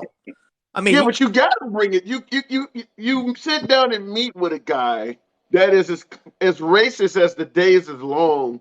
You got to say it out publicly that you don't want nothing to do with this guy. That's not something you can keep hidden after having dinner in your house with the guy. You're gonna say he can keep that quiet? I'm thinking Trump is probably going to say something. I'm sure he will. Okay. What if he doesn't? What if he doesn't? What would your opinion of Trump change if he doesn't say anything? I mean, if he has dinner with this guy who you admitted could easily be referred to as a white supremacist, and he doesn't come out and condemn the guy or say anything negative about the guy, would your opinion of Trump change? It would a little bit change on that. How so? Would I not vote for him? I mean, if I was voting for him, I'd probably still vote for him based on his policies. I don't let anything else go. I just look at what he's done for the country versus, so I would still vote for him based on his policies. So if let me ask, I'm gonna ask you a question. This is obviously not true about Trump because he would never say this. But let's say, for instance, Trump came out and said, I am a white supremacist, but I am what's best for this country. Look at my economic numbers. Look at my inflation rates. If you believe that Trump was the best economically for this country, the best globally for this country, would you still vote for him if he came out and said, I am a white supremacist? I would not vote for him at that point if he said he was a white supremacist. Okay. But he can hang around a guy that you admit could be classified as one. You're okay with him hanging around a guy, but just as long as he doesn't say it himself. Yeah, well, like I said, I don't think he knew. I don't think he knows now. He knows now, obviously. He knows now, but I'm thinking maybe he's going to come out and say something like, and condemn that. Fair enough. I would think. Right. I wanted to get your take on it. I'm just simply saying I agree that if he comes out and says something, that is some form of redemption. But I'm saying if he hung around this guy, which by now he absolutely know what this guy is about, and he doesn't rebuke him, he doesn't condemn that guy, then it looks like he's cool with it. Yeah. Well, I think what it does, it actually makes Kanye West look that much worse for even bringing the guy. I agree with that. I certainly agree with that. But if Trump is not condemning any of these folks, it doesn't make him look any better. I think he's going to come out and condemn them for sure. I think he's going to come out and condemn that. I don't think he's going to go for any of that stuff. And that's why I think with Kanye West doing that, I don't think he's going to go anywhere. I don't think he's going to go anywhere. I don't think he's going to get enough votes. I like to see, honestly, I like to see Trump run third party. I like him to see him run third party. You don't think that would destroy the Republican, the right? I won't say Republican Party because he would have his own party. But folks who lean right, you don't think that would destroy that movement? Well, I think it will. But what we need is actually a shakeup between the two-party system. I think with Trump running third party, he splits it because he's not only going to get some of the Republicans that lean towards his side, he's also going to get the Democrats because he's brought over a lot of Democrats that voted for him. You think so? You think the way Trump is right now with his reputation, you think Democrats would cross the aisle and vote for him? Oh, absolutely, absolutely. Oh. I think he's going to split the country, and that's what he would do. He'd split the country, and I think none of them get 270 votes electoral colleges, and I think it leaves it up to the House of Representatives to vote on the next president, which is Republicans. So now the Republicans would make the decision who's going to be the president, and that's what I would do if I was Trump. I would split the country right up. Here's see, the reason why I would disagree with you. I was, obviously I would say January 6th or some of the division that Trump caused while he was president. But even based on what you're saying, you're talking about more division. You're talking about splitting the party up, coming down to the House of Representatives. He's always suggesting right now that all the elections are unfair. I can't possibly imagine Democrats jumping ship and going to that at this point. They think he's the most divisive guy ever. And now you got this Nick Fuente thing that I'm playing. And if he doesn't come out and condemn this, you really think the Democrats will jump ship? I got to disagree with that. I live in a blue state, and I talked to a lot of Democrats that said that if he ran again, they made a mistake by voting for Biden. They would actually vote for Trump. And I see in the comments. I live in a blue state, and we're heavily Democrat here. So I think.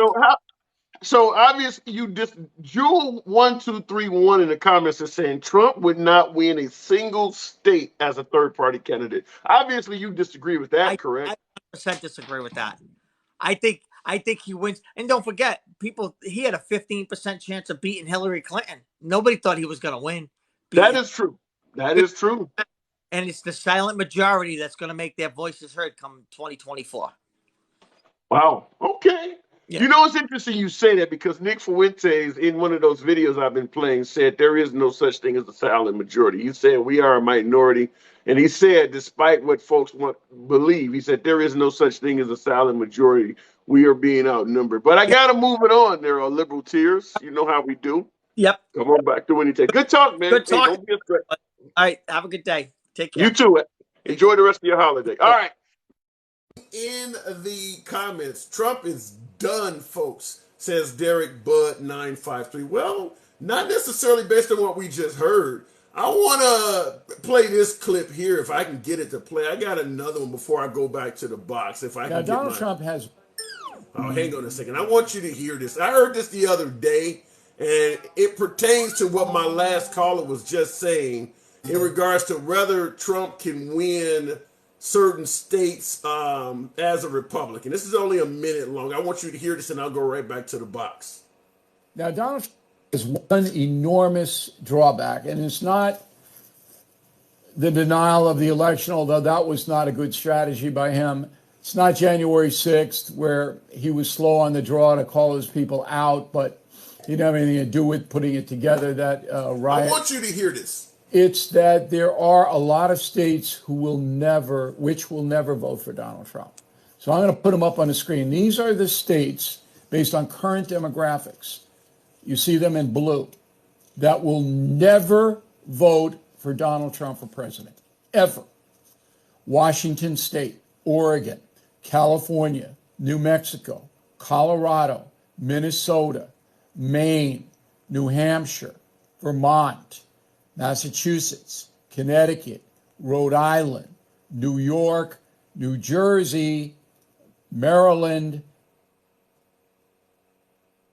Now, real quick, I interrupted the video. Do you think that the states he's naming, do you think there's any validity? Have you heard any of those states that you think Trump could actually win? Because he's saying that Trump could not win any of those states he just named. And I believe it's over 200 electoral college votes. I'll let it continue. Maryland, Delaware, and Illinois. And Hawaii. I should throw Hawaii in there. I didn't have Hawaii in there, but let's throw it in. Because Hawaii I'm going to vote for. That's 210 electoral votes that Donald Trump cannot get. You need 270 to win. Now, hypothetically, Trump could win if he swept 90% of the other states. And he would sweep much of the South, Texas, Florida, big states, big electoral vote states. But to go in 210 electoral votes down to whoever the challenger is, that's never happened before. And I don't think you'll hear this analysis anywhere else. It has never happened before. So what do you Now, guys Donald think? Trump has. What do you think? Do you think Bill O'Reilly is off his rocker with that? Now, 210 votes, 210 electoral college votes, he is saying is completely out of range. I see someone said in Maryland, someone said that Trump could win Maryland. Isn't that right next to Biden's Delaware? Isn't that right next to Biden's state? He could win Maryland. Let me go back to the box. Light up the dark. Appreciate you holding on there. I had to hear liberal tears, but light up the dark. Good evening and welcome to the program. What's going on? No. Good to hear from you. What do you think? You think a second coming of Trump will be as successful as 2016? You think he could do it again? I 100% know he will do it again, and there's going to be a So, lot of how people do you going feel down about as what well. Bill? How do you feel about what Bill O'Reilly just said in regards to all of those states that he's claiming that Trump could never win? I mean, Bill O'Reilly is Bill O'Reilly. He's paid by the media, and we all know the media is the enemy of the people. It's all psychological warfare.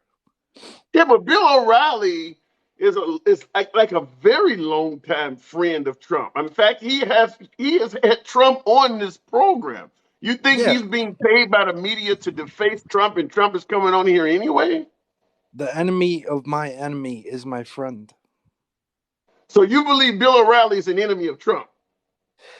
I personally think there's a lot of controlled opposition against him because they see exactly what he's doing and what he exposed, and the people are starting to wake up and see the truth. Yeah, but I don't get. So, do you trust Fox News at all? At all? Do you think Fox News is a friend of Trump's?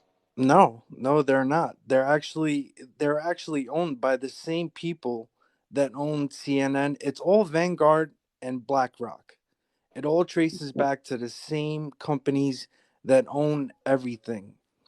Yeah, but even if you own things, you can still be fair. Now, for instance, I lean left. I make no qualms about that. I'm a liberal, but I am as fair as hell. I let MAGA come on here. I don't deface or speak down to MAGA. What about the possibility that Vanguard could own a news organization and not be biased? Why do we automatically assume that they're biased just because they own the organization? Because Vanguard is owned by the Khazarian mafia. And a lot of people talk about the Jews. The Jews have a mafia just like the Italians, just like the Serbians.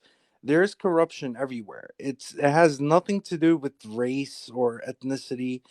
This is literally biblical what's going on. It's been going on for thousands of years, thousands. Right. So this Well, is yeah. I biblical. mean, I guess I could see that, but so you do feel confident that Trump will be our next president in 2024. 100%. He's going to finish what he started, what JFK started. So how do you feel about this Nick Fuentes guy claiming that Trump is not even for inclusivity? Controlled opposition. What do you mean by that? I think he was hired, or I think he ratted his way in with Kanye, and I honestly think Kanye is controlled opposition as well, meaning they Trojan horses. I think they're Trojan horses to make us look bad and to bring up the race war again, which is all bullshit. It's just evil people against good people. That's all it is. They're that's all it is. Let me ask you this then. Do you know of anyone that is critical of Trump, any politician that is or celebrity that is critical of Trump that is not controlled opposition or a rhino? That is saying it because they genuinely believe it and nobody's controlling them. Um, do I know of anybody? I Yeah. would say Dan Scavino. Liz Cheney, for instance, is she controlled opposition? Well, she's 100% controlled opposition. Mitt Romney, Yes, John 100%. McCain, Yes, Ron DeSantis. yes.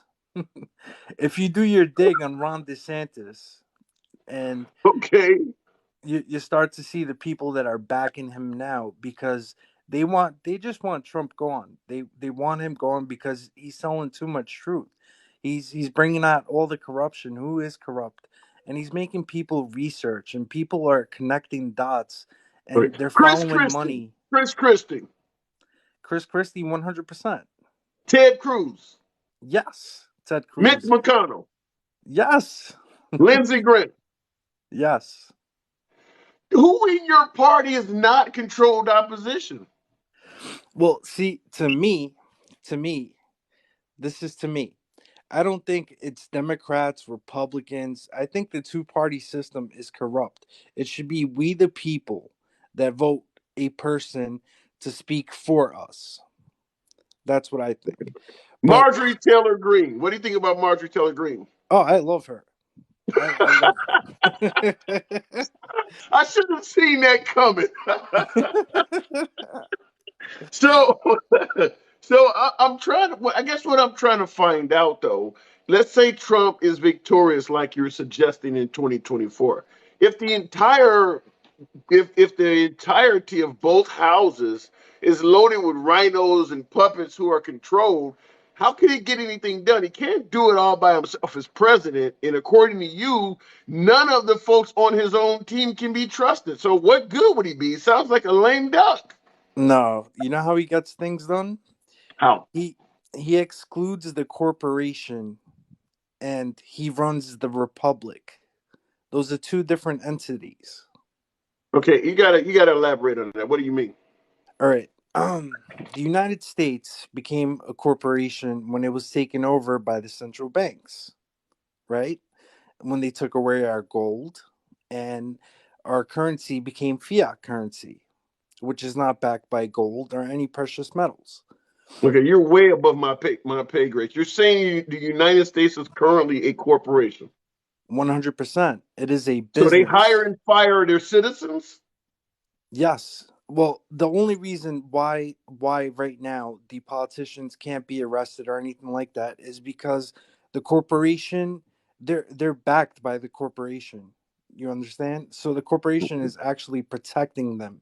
So they could do whatever the fuck they want. They excuse my language. They could go out and shoot somebody and they will not be arrested I've because the heard that corporation. before. I've heard, something, I've heard somebody say that before. Yes. Right in the middle of Fifth Avenue. You're saying that Trump is a corporate head? He's a CEO? No, well, no. He is the leader of the Republican Party, which he wants to restore the republic to Yeah, where but he the United States started since 1776. yeah, but he said the same thing you just stated, that he could go out and unalive somebody and not Right. be held accountable. Why would he say that? Because he was the president of the United States. He was the president for the corporation. But when he took that position, he's written specific executive orders that restore the republic and gave the country back to the people. By law, What orders are they? there's EO 37 I would have to let me see if I I want that information because I've had a person on my program that said that Trump created a second Declaration of Independence. Have you heard that Yes. before? You Yes, believe that? July 4th, 2020, correct. So July 4th, 2020 is Right. now our new Independence Day.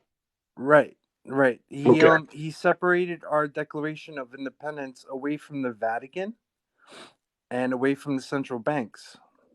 Okay. And So I'm asked a question that I often ask when I hear this. Where is that second Declaration of Independence located so that the citizens can read it?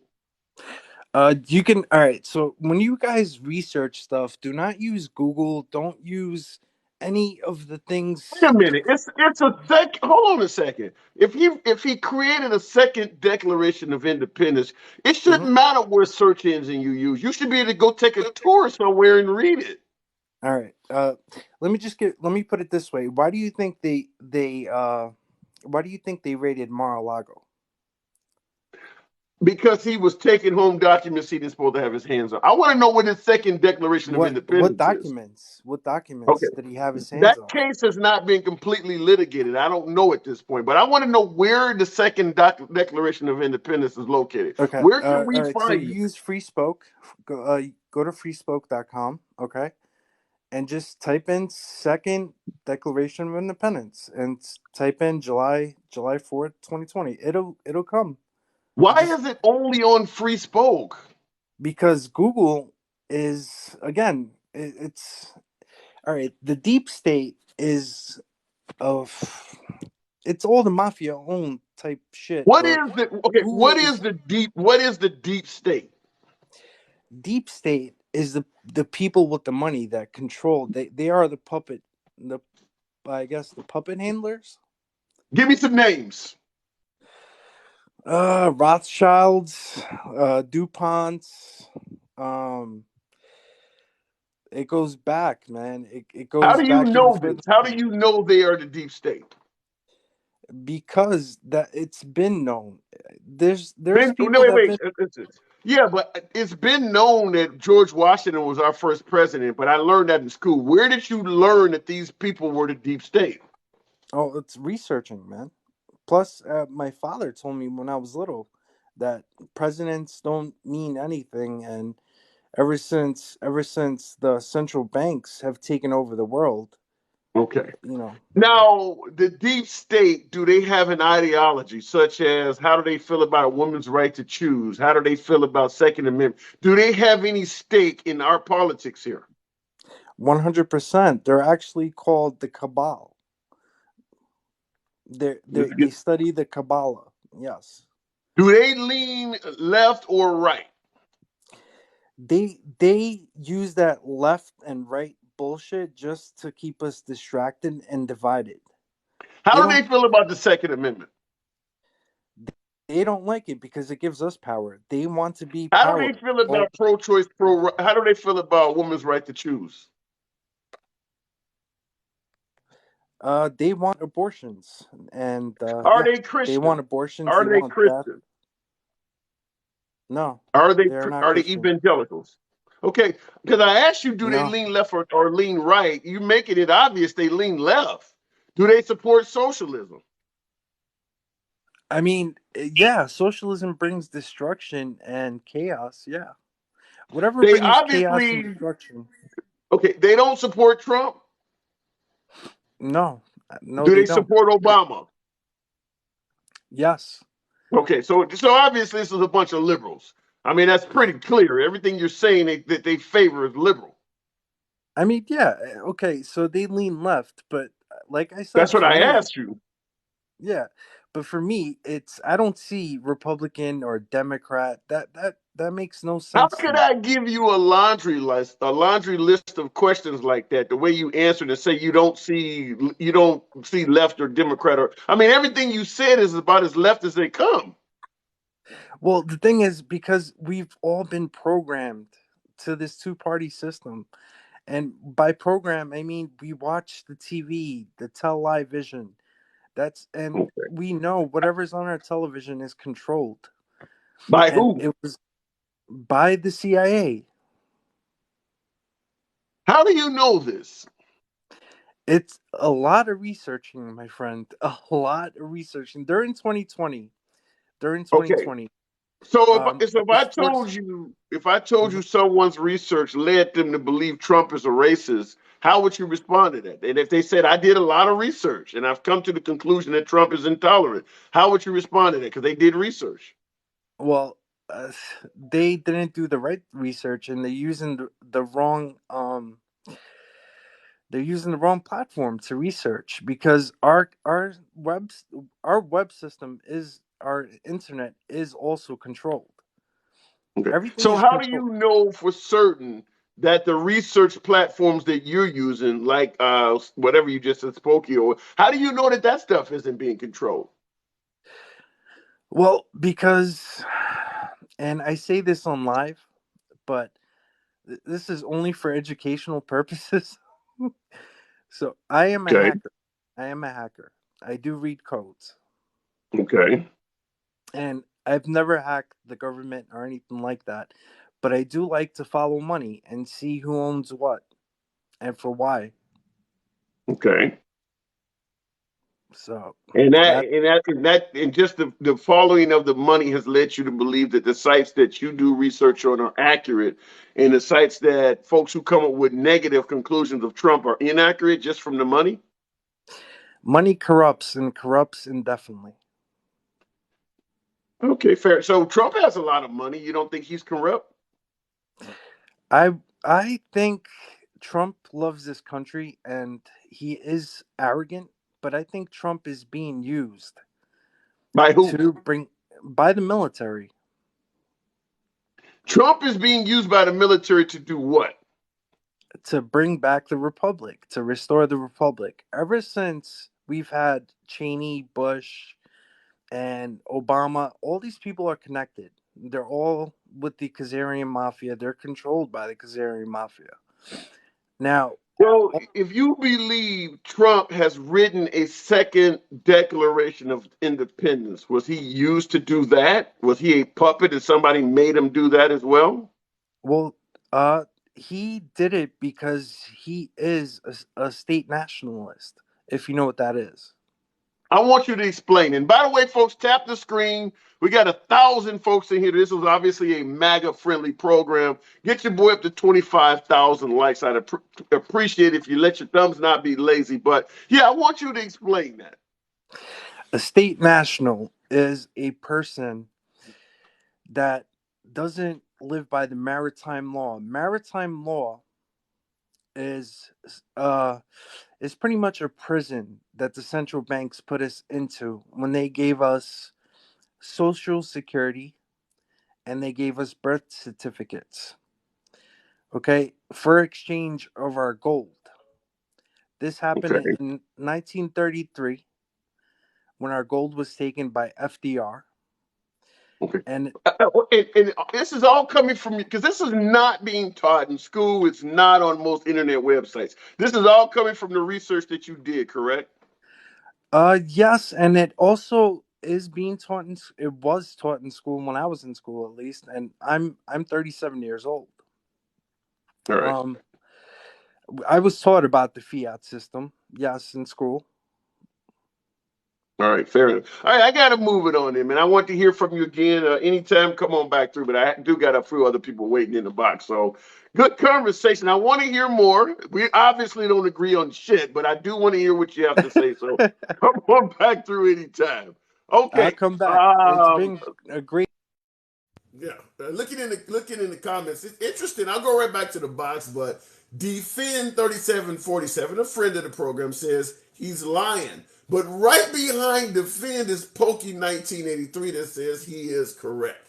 I've never heard of any of the things he's saying, other than from a few other folks that lean probably I'd suggest far to the right, which is why I wanted to hear his take on it. Real quick, since there are so many people in here, I'm going to go right back to the box, but for a few seconds, I want you to hear what we are actually discussing this evening.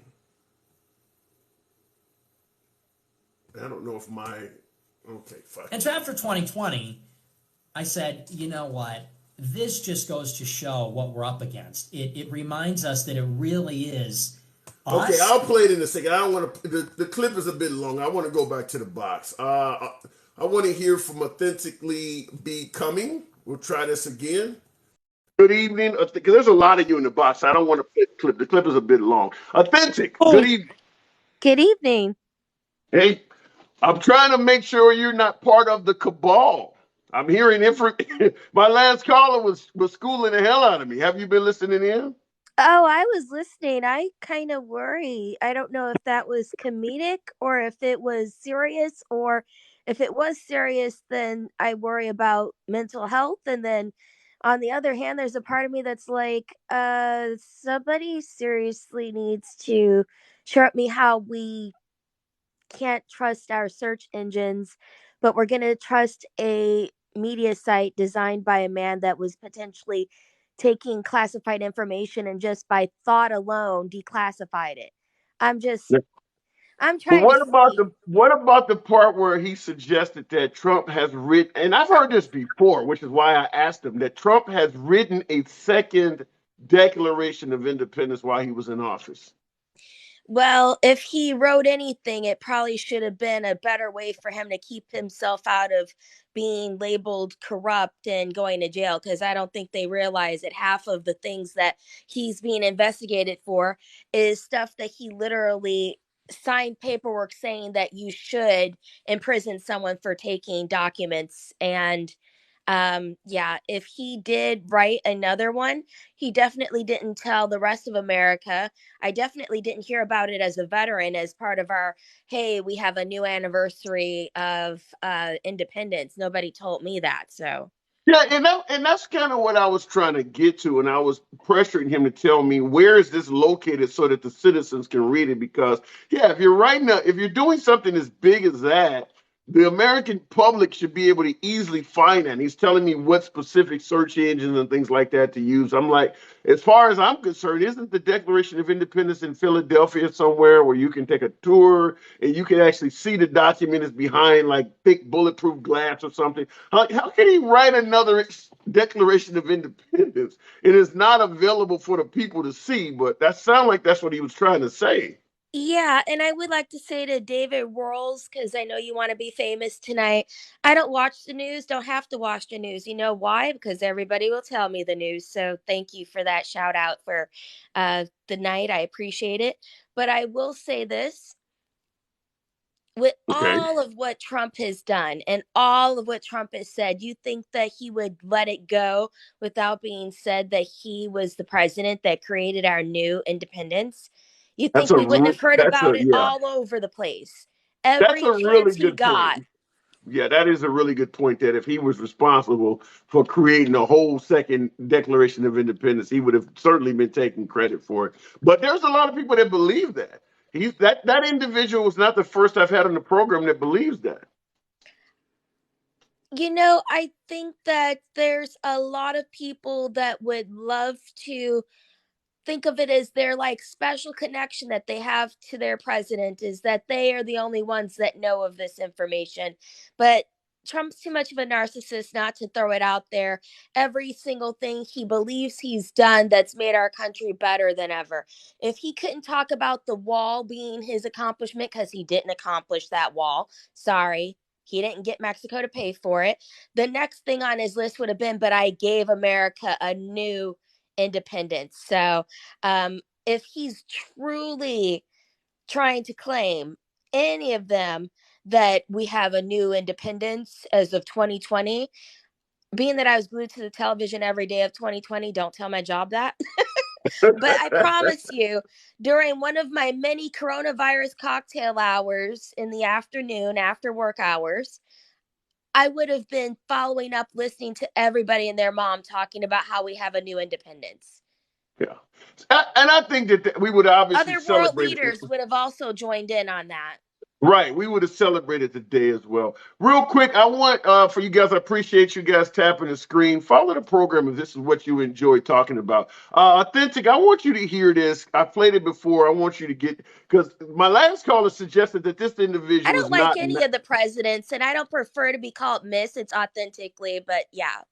Okay, fair enough. I want you to listen to this. Cram this down our throat, these people that are not like us. You know what Americans want? It's pretty clear when they elected Trump. Trump got up there and he didn't say, hi, we're going to bring the workers of the world unite. You know, black, Hispanic, and white workers for populism. Let's unionize DoorDash. Trump went up there and said, they're bringing drugs, crime, they're rapists. You know, he said, I'm calling for a shutdown of Muslims coming into America.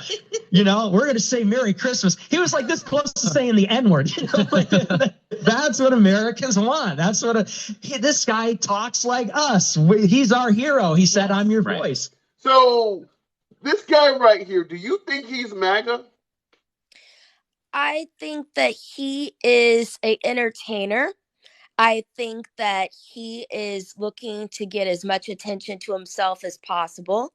And I think that he's filled with a lot of different types of desire to create division. Do you? So you don't see He's him as a he's Trump. as You don't see him as a Trump supporter, though. I don't see him as a Biden supporter. I could say that from the way he Okay. was so happy. He seems like he's someone that's looking for a bandwagon he can get on that causes the most controversy for him to get the most attention. And it's Yeah. just the easiest path to that is through MAGA. Well, he had dinner with President Trump just a few days ago, and I was playing it, and I wanted to just ask that because Trump is saying he did not know this guy. This guy he's been on campaign rallies with Marjorie Taylor Greene and things like that, so he is known in political circles. But Trump is suggesting he didn't even know who the guy is. Yet Kanye West, this is Nick Fuentes for anybody who's wondering who this is. Trump had dinner with him a couple days ago with Kanye West, by the way. And the whole program is about Kanye West announcing he's running for president in 2024. So, by the way, authentically becoming, you be okay with Kanye on the ticket? You think Kanye might lead us in the right direction? I think that Kanye has gone through a lot of situations that have stressed him out, and he has been diagnosed with bipolar disorder. I Yeah. think that he's going to continually look to see what he can do to try to get himself attention, feel some type of superiority in his state of grandiose. I think he's been a puppet for a lot of different situations and he just got himself out of some. I don't know if you're aware of the Balenciaga Adidas situation, but Yeah, of he broke course. himself out of those contracts and it looks like he did that from the standpoint of I'm mentally ill, and maybe some of the things he said was controversial to make him get out of those situations. I don't think he should be running for president. um I think that he should be having somebody help him take better care of himself, but it's his money, it's his life, it's a free Yeah. country, and if he wants to run his money that way, then I say let him run, let him do what he wants to do. Like everybody, like I said, 18 other people went for president in 2016, and a lot of those people that are at dinners with Trump is aware of who the people are that are around him. At some level or another, somebody's telling him who somebody is. And again, Trump does not believe that any type of publicity is bad publicity. He's been seen with Jeffrey Epstein and Harvey Weinstein and everybody else, and he will say, oh, I think that so and so isn't so bad, and I think this person isn't so bad. He's looking to figure how is he going to keep the screen rolling with his name on it long enough. He's a former producer. He knows what keeps televisions going. So, but what if it came down? I mean, obviously, you probably wouldn't support either. But what if you had no choice and it came down to going for Kanye or Trump, at least in the primary? If there was no other person in the whole world, then I'd do a write-in ticket. I don't think we need Trump with his non-declassified but declassified by thought with the Russians in the middle of a war to be president. We already took the football code away from him once before. I don't think we need Kanye in office because, unfortunately, I think that man has got way too much going on psychologically and emotionally. Yeah. And if I am speaking like someone that's coming from any news channel, then somebody please let that news channel know. I am more than willing to take a job offer from anybody that wants to give it to me. So, by all means. But I will say is this: I think that what we really need in our country is to move forward away from this constant belief that the only people that can run our country are people who have made it into the $1 million ticket, who have made it into the world renowned name ticket. The idea of everybody wanting to put more attention on people who are in it for themselves, for their history books. So I don't think, how do you feel about Biden running for reelection? Do you think he fits in that same category? you know, I think that when it comes down to it with Biden, this man continued to run because he's a lifelong politician. I don't think we need any more of those in office either at the top there. I All think right. we've given all of them a fair share. I think it's time for some Gen Z and some new blood to make its way up. I think that we need to Even stop with this constant everybody that's done the same things and already know exactly who to be friends with. type of games because it's all about themselves at the end of the day. How are they going to All get the right. most tax All right. write-offs? Well, I got to move it on, but before I let you go, is there anybody you have in mind that you believe would be really good to lead this country 2024 going forward? No, that's the sad part. Wow. I hate to say it. At the end 330 of the million day, people, 330 million people, you can't come up with one? no, unfortunately, at this point in the game, we have created a country that's designed such a system that it's corrupt in a way that's going to always come back to how are we going to make it easier for whoever it is that we put in place. It's AOF in sad the that we have to be in that type of situation. AOF in the comments said Gen Z is not ready. I heard you said Gen Z. You said Gen Z ain't ready. You know, We've got Gen quite a Z. few people that are Gen Z that have already taken up places in Congress. We've already showcased that they are able to see the difference between corporate and business trying to continue itself and its survival versus the survival of people. Tell me how many people in this box did not want to win that lottery because they wanted to get out of a situation that they put themselves into in a work state that they had to be in when they have other passions and thoughts that they want to go forward with and they can't even get a loan for.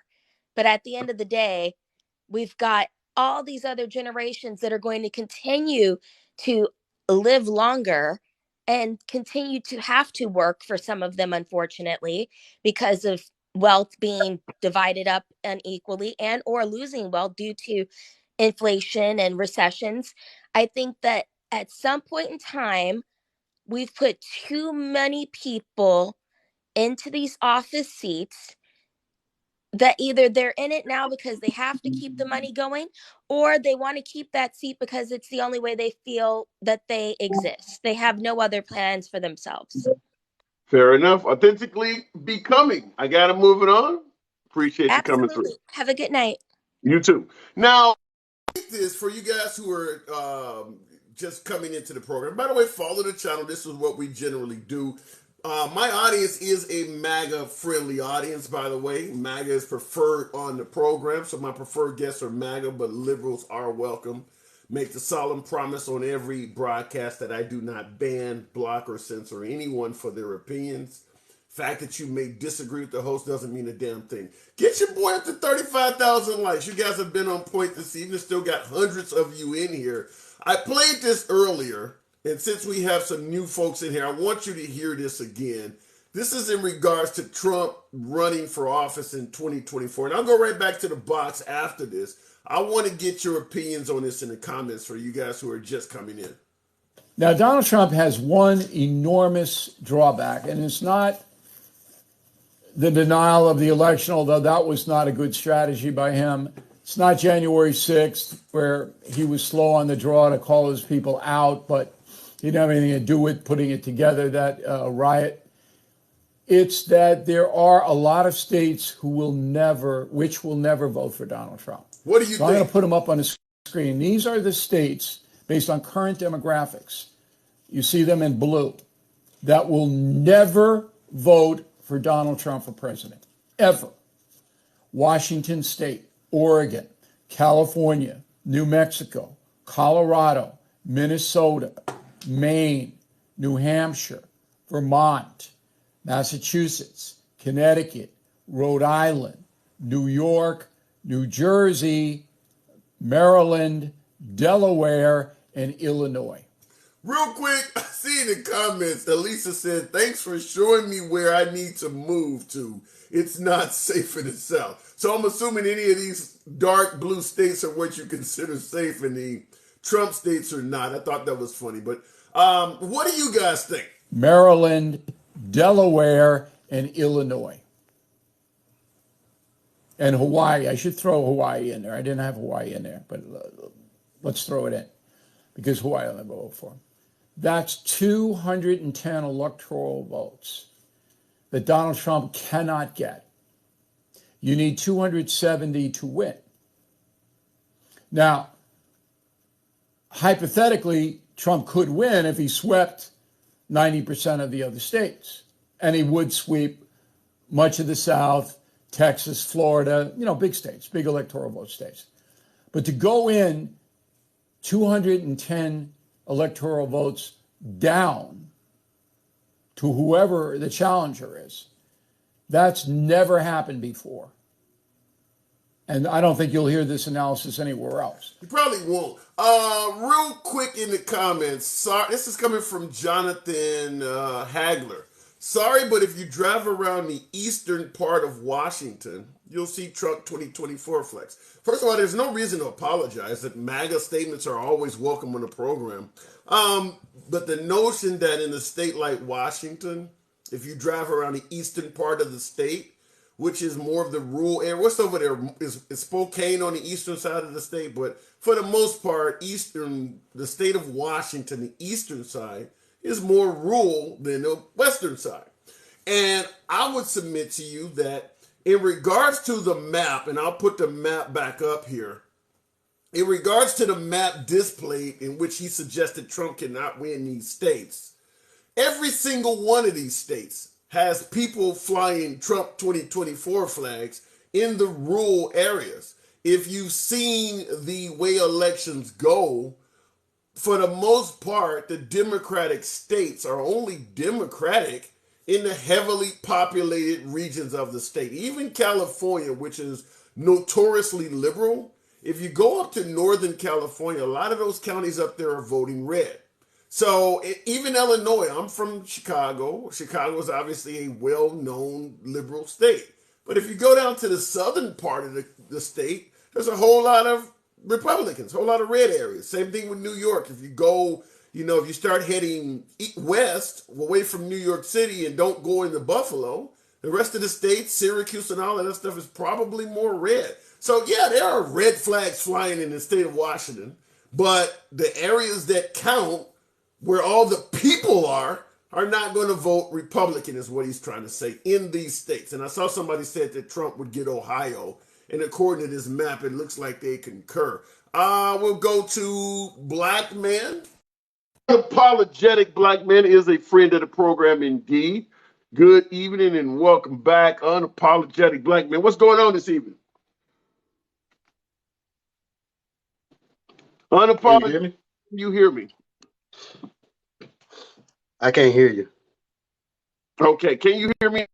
Okay, I don't know what happened there. Well, let's move it on. Looking in the comments real quick before we move. Trump could get Minnesota, but is it likely? I mean, if you want to suggest that Trump could get Minnesota, if you notice the map behind me, Pennsylvania's not highlighted. Neither looks like Arizona, Nevada. These are all states that have went blue recently too. So maybe Trump could get Pennsylvania, but the states I'm mentioning could actually go against him.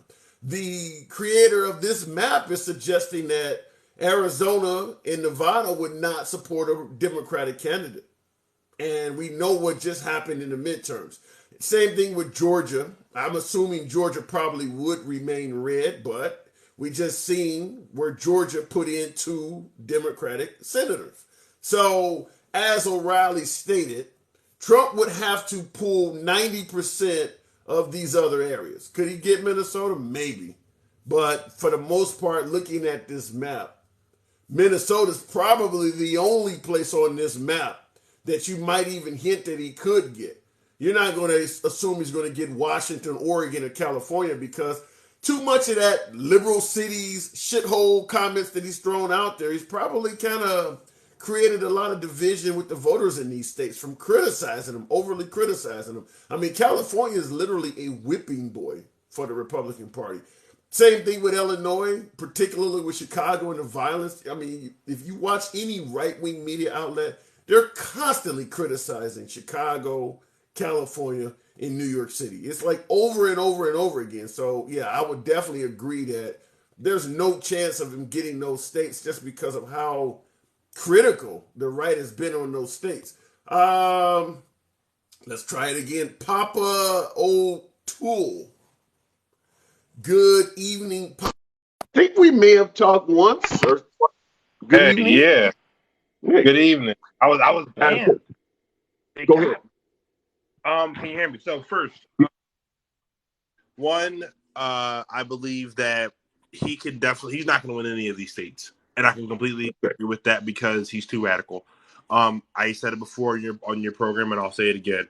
If the GOP gets away from Donald Trump and Donald Trump actually endorses who the GOP backs, they may have an actual chance. Kanye West putting his hat into the pool and inviting Trump to that discussion is a key example of them going, okay, cool. Let's actually. I feel like that's Trump's scapegoat plan. I feel like that's the Trump scapegoat plan. I feel like Trump is saying, hey, you should run. He's in Kanye's ear going, you should run for president.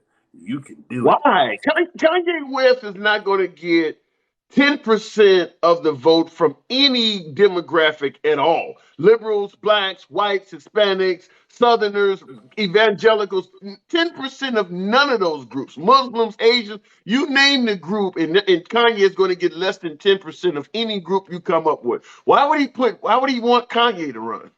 He would want Kanye to run as a safety net, so in case the Republicans don't back him, he'll back Kanye. Why not Ted Cruz or Lindsey Graham or Marjorie Taylor Greene would outdo Kanye by a lot? Everyone is a rhino until further notice. If you don't back Trump, you are a rhino. Yeah. I hear that all the time. But in regards to wanting Kanye as a scapegoat, why not Kerry Lake? I mean, there's a hell of a lot of Republicans that I don't think they would win, but they would get a hell of a lot more support than Kanye. So here's my thought process. One, you did go Ron DeSantis, or they go Ron DeSantis is probably their best bet. He was able to turn a battleground state of Florida into a consistent red Bible Belt Southern state. Right. So I'm like, yo, that you got to applaud. You got to give credit when credit's due. But the fact of the matter is, the Republican Party as a whole right now needs to be a bit more progressive and a bit more accepting of everything. That's the problem that they have right now. I'm looking now. There are so many southern states, Alabama, Arizona, Florida, Georgia. They have all these states that have laws that they tried to put in place to ban basic rights for LGBTQ people. So you're talking about they need to be more inclusive. They need to be more inclusive and stop going after people's rights. Yeah, I want you to hear this. I played this earlier. I mean, you may have been just coming to the program. I want you to hear this, and we'll talk about it. It's only about 30 seconds or so, but I want you to hear this, and I want to hear your take on it. You got it. America is going to be majority minority by 2042, and the country's going to be minority white. And that means America is going to be a lot different than it is now. It's going to look a lot more like Los Angeles and Miami, and it's going to look a lot more like New York. And you're telling me that even though America is going to dramatically change in that period of time, because the people will have changed and the different people will create a different country, it's still going to be America? How's that? As long as they're citizens, as long as they're speaking English when they buy their Netflix subscription? That's too inclusive. That's too inclusive. We're not for inclusivity. We've had enough inclusivity. Now, he's talking about inclusivity. How do you, because this individual just had dinner with Trump a few days ago, but I played him because you mentioned the Republican Party. Yeah. So what that person is basically saying is they want nationalism, and nationalism to them looks white. I'm sorry I don't want to make this about race. I really don't. But that's what that person is saying. Basically, that's how I'm depicting it. That person wants Americans to look like him. And that is bothering him because at the end of the day, he knows that he's losing that fight. He's losing the fight because you can't sit there and go, well, we should really look at who's voting for us and look at who's really American, because you speak English doesn't mean you're an American, and then go, but I'm not racist. Like, that's not a thing at all. So you believe that his biggest fear is that America is the browning of America, I believe is what they refer to. So you believe that he's fearing that the country is no longer going to be in his favor, so to speak. He's fearing. It's the fear of if they get rights, I'm going to lose rights. It's like that's basically how a lot of those folks are. I saw this clip. That's basically how a lot of those folks are, where they sit back and they go, I don't want to give them rights, or I don't want to give them, like, I'd rather have what you want that I already have by birthright voted on.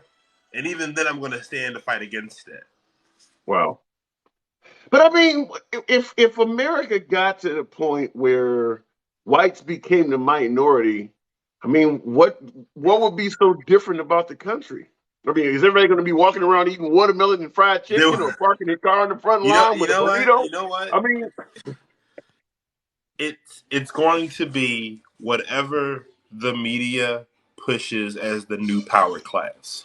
Because don't get me wrong, I'm a liberal, left-leaning, centrist who's like, hey, if you can give me a good argument, I'll go to the other side. But as of lately, the GOP don't really have an actual, like they don't have an actual plan at this point besides F the Democrats. Okay, but how would you view this? Locke Talks in the comments said, in regards to the question of what would America be like if the whites became the minority as opposed to the majority, his response is higher crime. How do you view someone who suggests if the minorities, meaning brown people, become the majority in this country, crime rates will go up? For those who are completely ignorant to this, and I have several, I can show my screen at any point in time. A lot of crime, like robbery, I'm not even going to go extreme. Robbery, petty theft, even GTA. A lot of that stuff comes from poverty.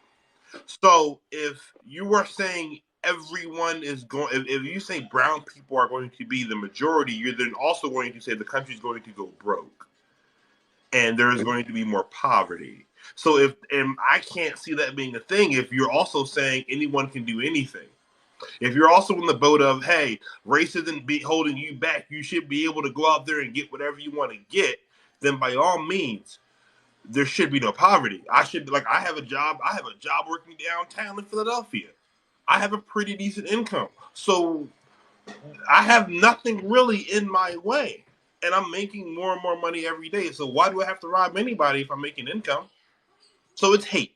That's where that's coming from. That's where that is. A position of hate. Fair enough. All right, I got to move it on, Papa. Appreciate you coming through, man. No problem. Good talk. Good talking to you. Absolutely. Enjoy the rest of your weekend. Okay, I want to hear out another clip. I've kind of lost my place in regards to this, but I wanted to run it by you guys, and I'll go right back to the box right afterwards. Former President Trump's dinner with Kanye West, now legally known as Ye, as well as, more notoriously, Nick Fuentes. This is a notorious Holocaust denier, white supremacist as well. Here's what Ye had to say about that meeting.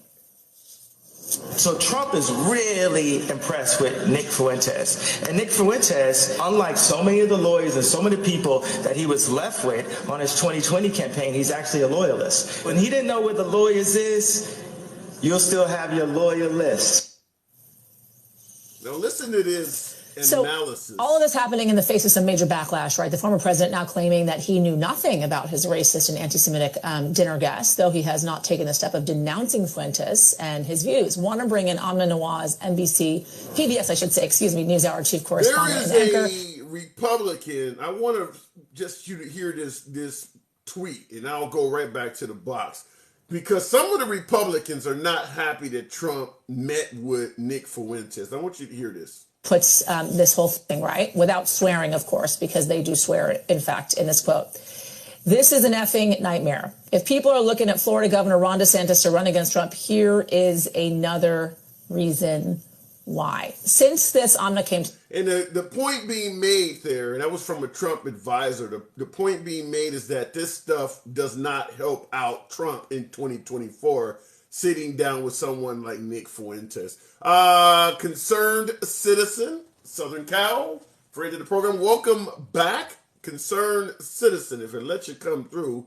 There we go. I think it's coming through. Concerned, good evening. Hey, what's going on, handsome? Not much at all. In the trenches of you. What do you think about Trump having dinner with this guy and Kanye West? I feel that it's a it's happened before. I mean, when he when he has a meeting or is praised or something by a pretty um divisive figure, he goes and it comes out, he goes, oh, I've never seen this person before, you know what I mean, or this person is Do you believe him? absolutely not, absolutely not, I mean, like I mean, I could probably believe him the first time, but like this is like the seventh time, you know what I'm saying, like you know what I'm saying, and number two, like, all right, you want to be president but you don't know the people that you're inviting into your campaign. Yeah, and that's a good point because I brought that up earlier in the broadcast. Is that even if Trump does not know who this guy is, how is it so easy for somebody like this to get into your home and meet with you? I mean, even if you are friends with Kanye, you are a former president of the United States and a current presidential contender. You got to be careful who you are seen around. And if Kanye brought this guy in as a guest and you didn't properly screen him, yeah, he should be out condemning the hell out of Kanye for bringing this man in his house. And number two, and with Kanye saying like Trump was very impressed by this guy and all this stuff like that. I mean, like at the very least, you could denounce those words. Like I was not impressed by this guy who, So I mean, like at some point, I mean, like yes, if he wants to be president again, I mean, he's going to have to take responsibility for the things that he does. Yeah, if it's one thing I will say is that Kanye is doing Trump no favors, and Trump is doing Kanye no favors. Neither one of them are being furthered by being around each other. Trump is not helping Kanye's career at all, and Kanye is not helping Trump's chances at all. Those two folks need to part ways. I mean, and I honestly don't think that Kanye is serious about this whole presidential campaign. I think it's something that it's interesting you say that because while you were saying that, Locktox in the comments is saying Kanye wants to win. No, I mean and it gives me a whole lot. It gives me it gives me a lot of pain to say this, and I don't say it with any pleasure at all because I am an original Kanye fan. I was always a Kanye fan. Growing up in the early 2000s and coming up and I mean and a lot of people say like, oh, he's going through stuff. His mom unfortunately passed away and all this stuff. And at a point, I mean, that's not an excuse anymore. Thank you, Cornstar. So, how do you? I mean, because according to what has come out, is that when Kanye went to have dinner with Trump, he told Trump he plans to run for president. Was actually asking Trump to be his VP. So he was trying to demote Trump to run under him. And that goes to the fact that I mean I don't think that Kanye is serious about this because for one, I mean, who in the entire world, the entire country or whatever, would actually believe that Donald Trump would take any spot but the number one spot? Right. Yeah, I don't know why. Well, you got to think Kanye West also has a huge ego. In fact, I think one of his songs is titled "I Got a Big Ego" or something like that. So that's Beyonce, but yeah.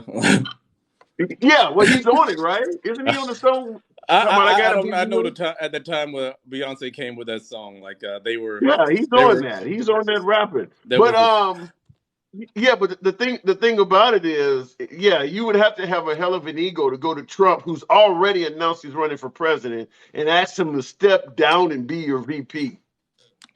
And honestly, asking for a VP at this early in the game is a complete. It's a complete show. You know what I mean? Like it's not. It's not serious at all. You know what I mean? I think we're getting we're honestly getting distracted by the whole thing.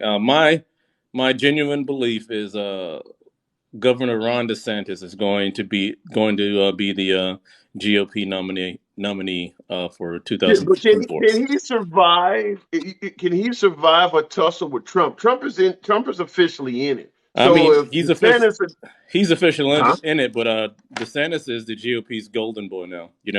That Yeah, but what about the voters? that What about the baton vote? has You been. think MAGA? You think MAGA would forego Trump and go with DeSantis? Well, I mean, we said the same thing about Jeb Bush in 2015. You know, we like Jeb Bush is the GOP's golden boy now, but then they Yeah, saw but they Jeb. saw somebody better. They saw somebody who they believe that can win. And I mean, honestly, Yeah, but wait. But here's the issue. Jeb Bush was a highly liked, well-respected Republican politician, just like John McCain in '08 and Mitt Romney in 2012. The amount of adoration and loyalty to Trump is something out of this world. It's not the same as because Ron DeSantis is going to be another Jeb Bush, John McCain, and Mitt Romney. and The amount of adoration for Trump, though, is I kind of considerably more stronger. I kind of disagree with that. I mean, I felt that George Bush had the same amount of like adoration and As Trump? it was very similar in the beginning. Come on, wait, now, hear me out. No. Hear me out. In the beginning of the Iraq War, what was on all the conservative radio? It wasn't like if we find weapons of mass destruction. It was when we find weapons of mass destruction. I mean, like they were 100% positive. Why? Because just because of the fact that George Bush said that there were WMDs in Iraq. You know, I mean, like everybody. I mean, the George Bush was the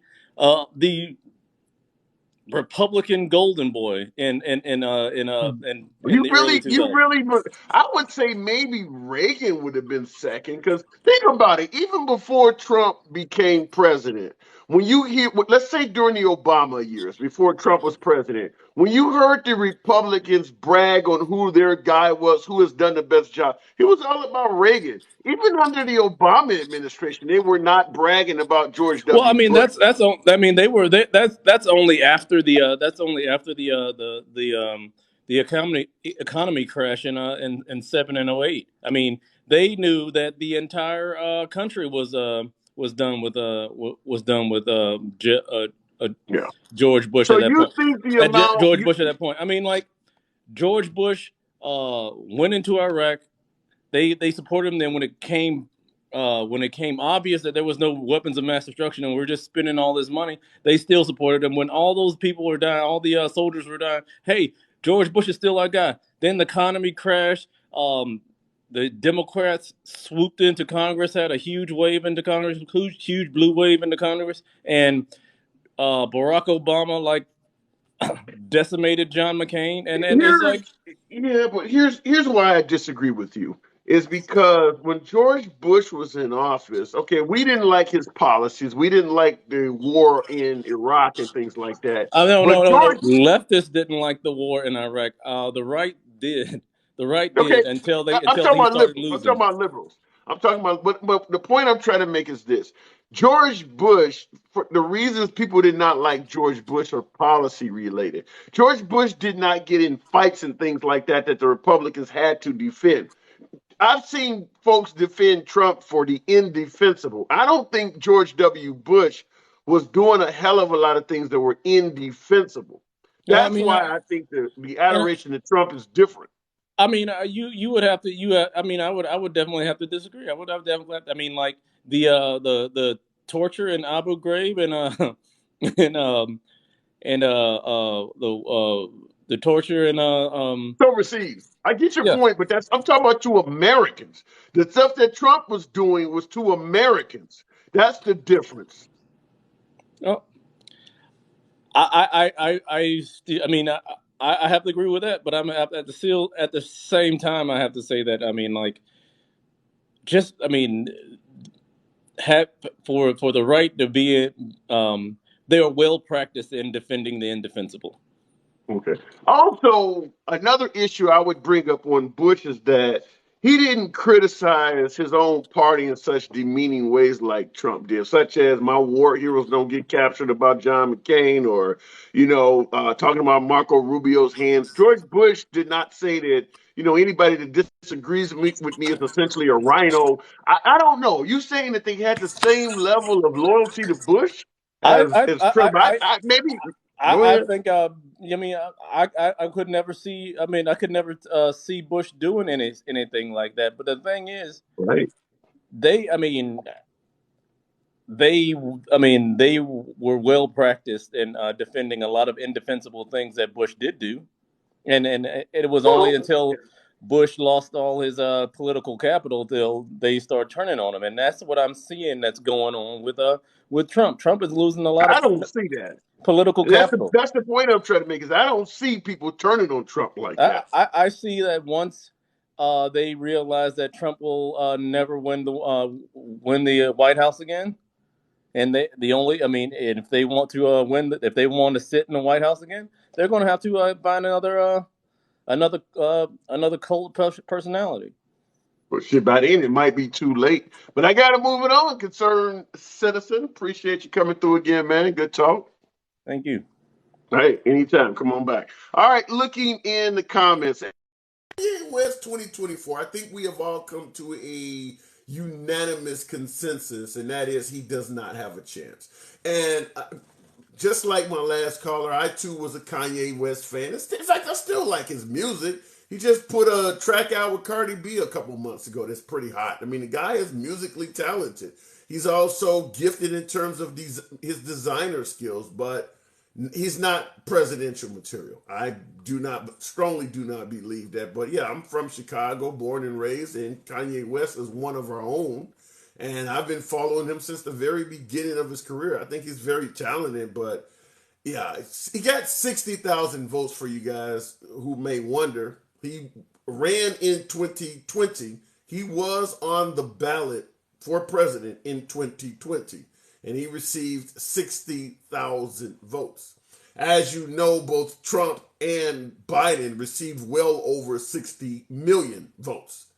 So he did not come within a shadow of either one of these folks. And that's why I have stated, because I had a caller say that Trump may be using Kanye West as a fall guy just in case things doesn't go well or something like that, that people would vote for Kanye as an alternative.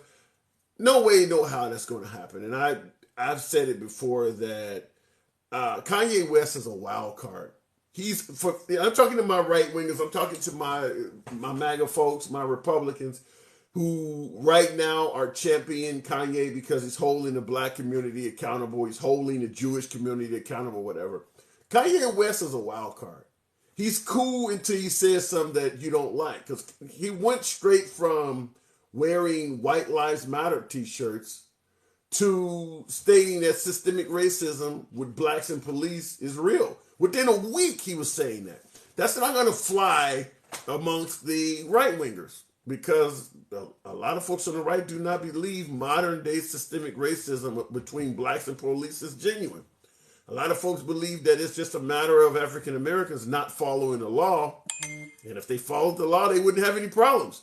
Kanye West made it clear on the Piers Morgan show that he believed that blacks are more likely to be stopped by police, even if they're doing nothing wrong. And that was after wearing a White Lives Matter t-shirt. So I don't believe that Kanye would get any support from the right. I would probably say Candace Owens would actually probably get more support from the right, because even though I don't agree with Candace Owens on anything, she's consistent. She's not a wild card. You know what she's going to say. You know how she's going to feel. She's not going to say something today and be a totally different person tomorrow. Kanye West is bipolar. He may say any damn thing tomorrow. And that's not someone you want on a campaign ticket with you. It's because he's unpredictable. He's almost very similar to President Trump to some degree. Once again, someone that is a wild card. He may just throw something out there. But Trump did it in a way that has gotten him a hell of a lot of support, and that's not going to work for Kanye. In fact, I would submit to you that Trump has done things that would be completely a complete career destroyer for anyone else. When he says in the middle of Fifth Avenue, it resonates, because look at the folks that are around him, the Rudolph Giuliani's and the Jeb Bushes and other folks that just essentially disintegrated. And people who were his friends as well. How many of his folks have been indicted, had their whole careers destroyed? I use Giuliani as a perfect example because that guy would have been considered America's mayor and just a wealthy guy who could have rode off into the sunset. But now he's dealing with all kinds of court cases and things like that for simply being around Trump, whereas Trump may truly survive. I mean, I know a lot of liberal folks think that Trump is going to be in an orange jumpsuit and all of that. I don't buy into that. I don't believe you'll ever see President Trump, doing time or being put in handcuffs. I don't believe that'll ever happen. But, at the end of the day, I think they would be happy to get Trump to just simply suggest he's not running for office anymore. And I think the liberals would consider that a win. And you might even get Biden or another liberal to pardon him. If you could just get him to get the hell out of politics, I think most liberals would be okay with that. Because even though I know a lot of folks on the left want him held accountable if he's committed crimes, you got to look at January 6th and multiply it by at least 50 states. A lot of folks do not want that happening.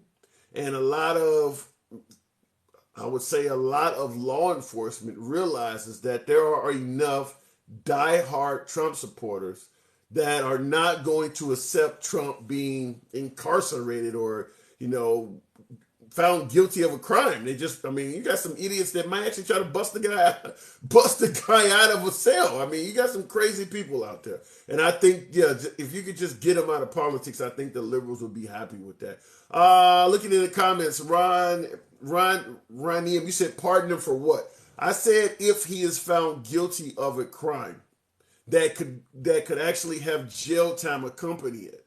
I think you would find someone willing to pardon him for the sake of keeping the country calm. Right now, he has not been acquitted or found guilty of anything. I'm just saying if he is to be found guilty, if that happens in the future, I can see even the Democratic side of the aisle trying their best not to have this guy locked up because it could cause a lot of, you think the division in this country is strong now. Most folks out here now on the right, and I'm talking about my beloved MAGA side of the audience, there's nothing that's going to come out that's going to make you believe that Trump is guilty of anything.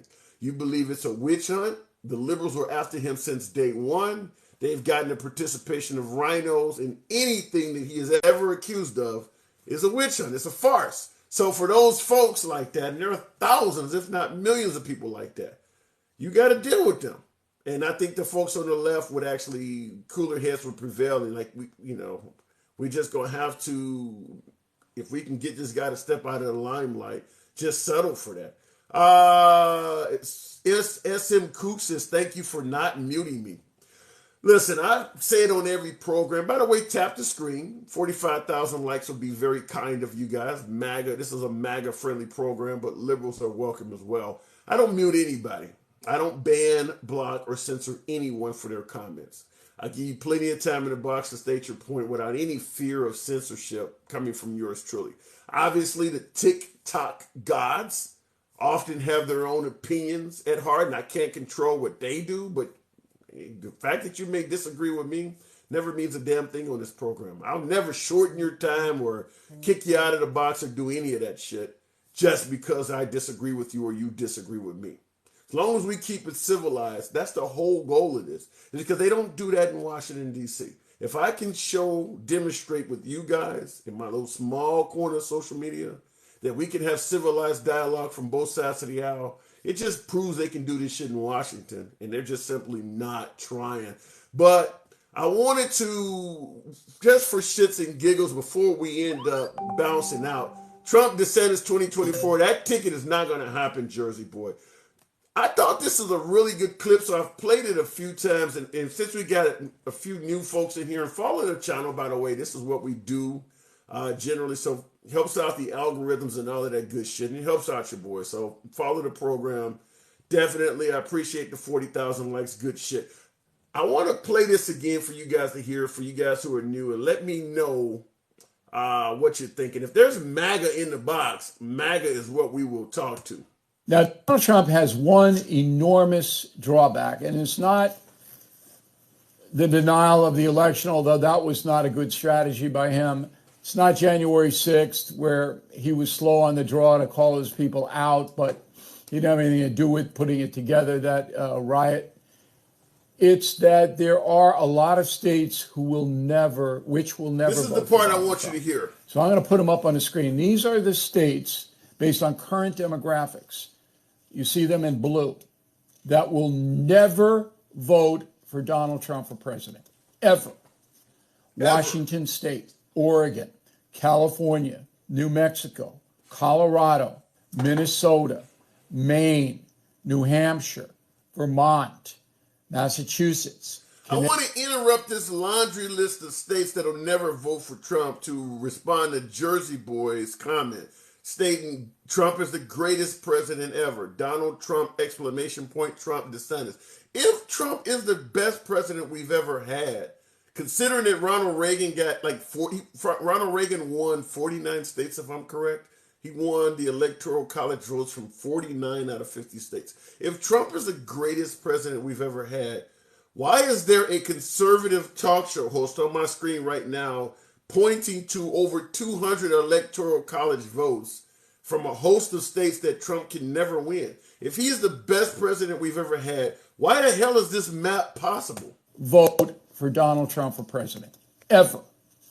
Washington State, Oregon, California, New Mexico, Colorado, Minnesota, Maine, New Hampshire, Vermont, Massachusetts, Connecticut, Rhode Island, New York, New Jersey, Maryland, Delaware, and Illinois.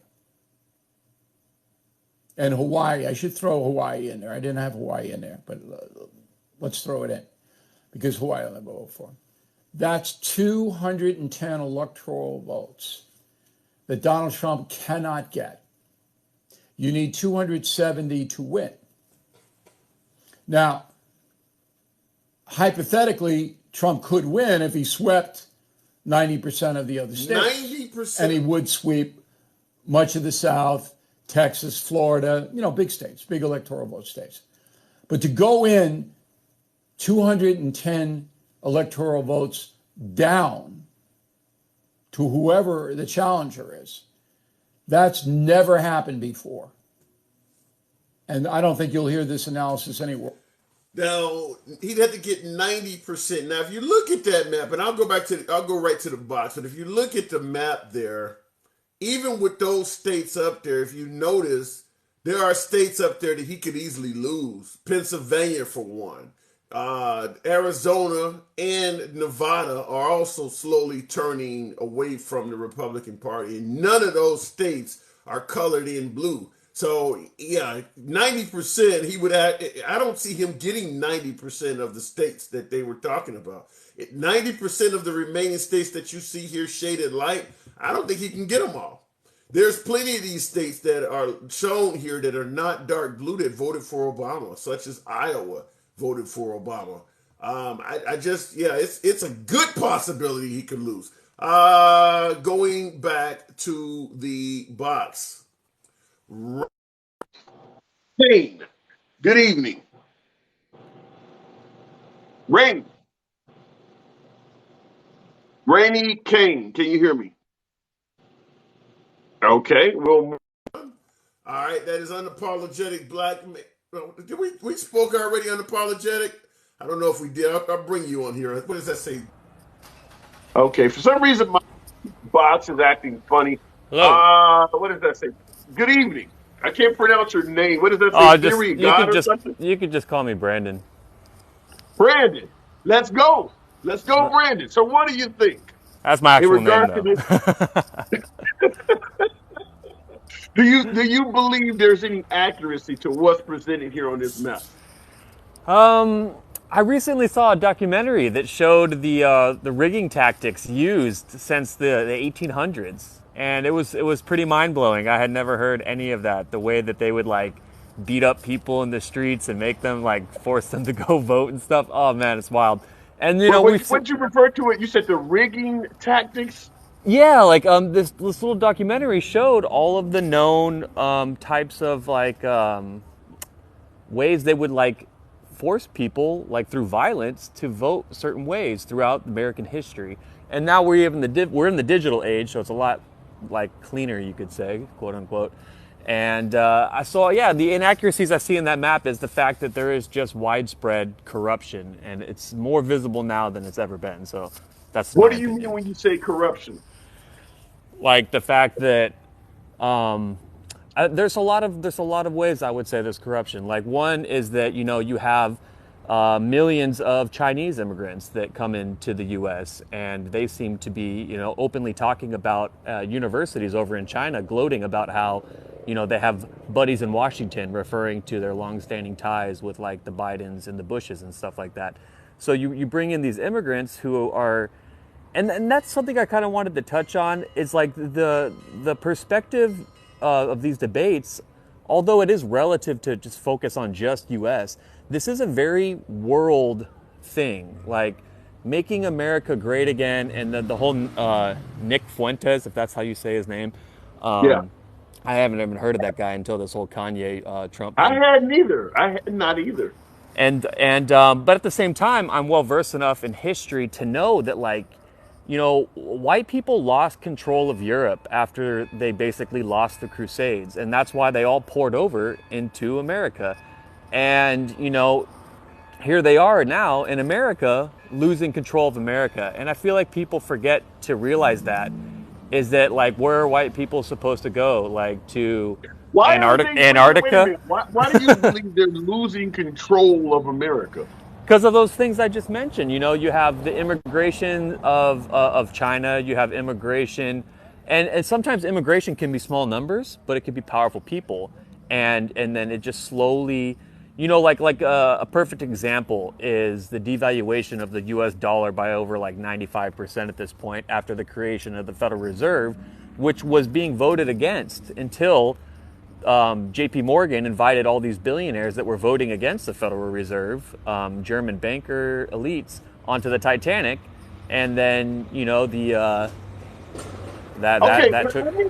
Let me say this, and then I'll let you respond.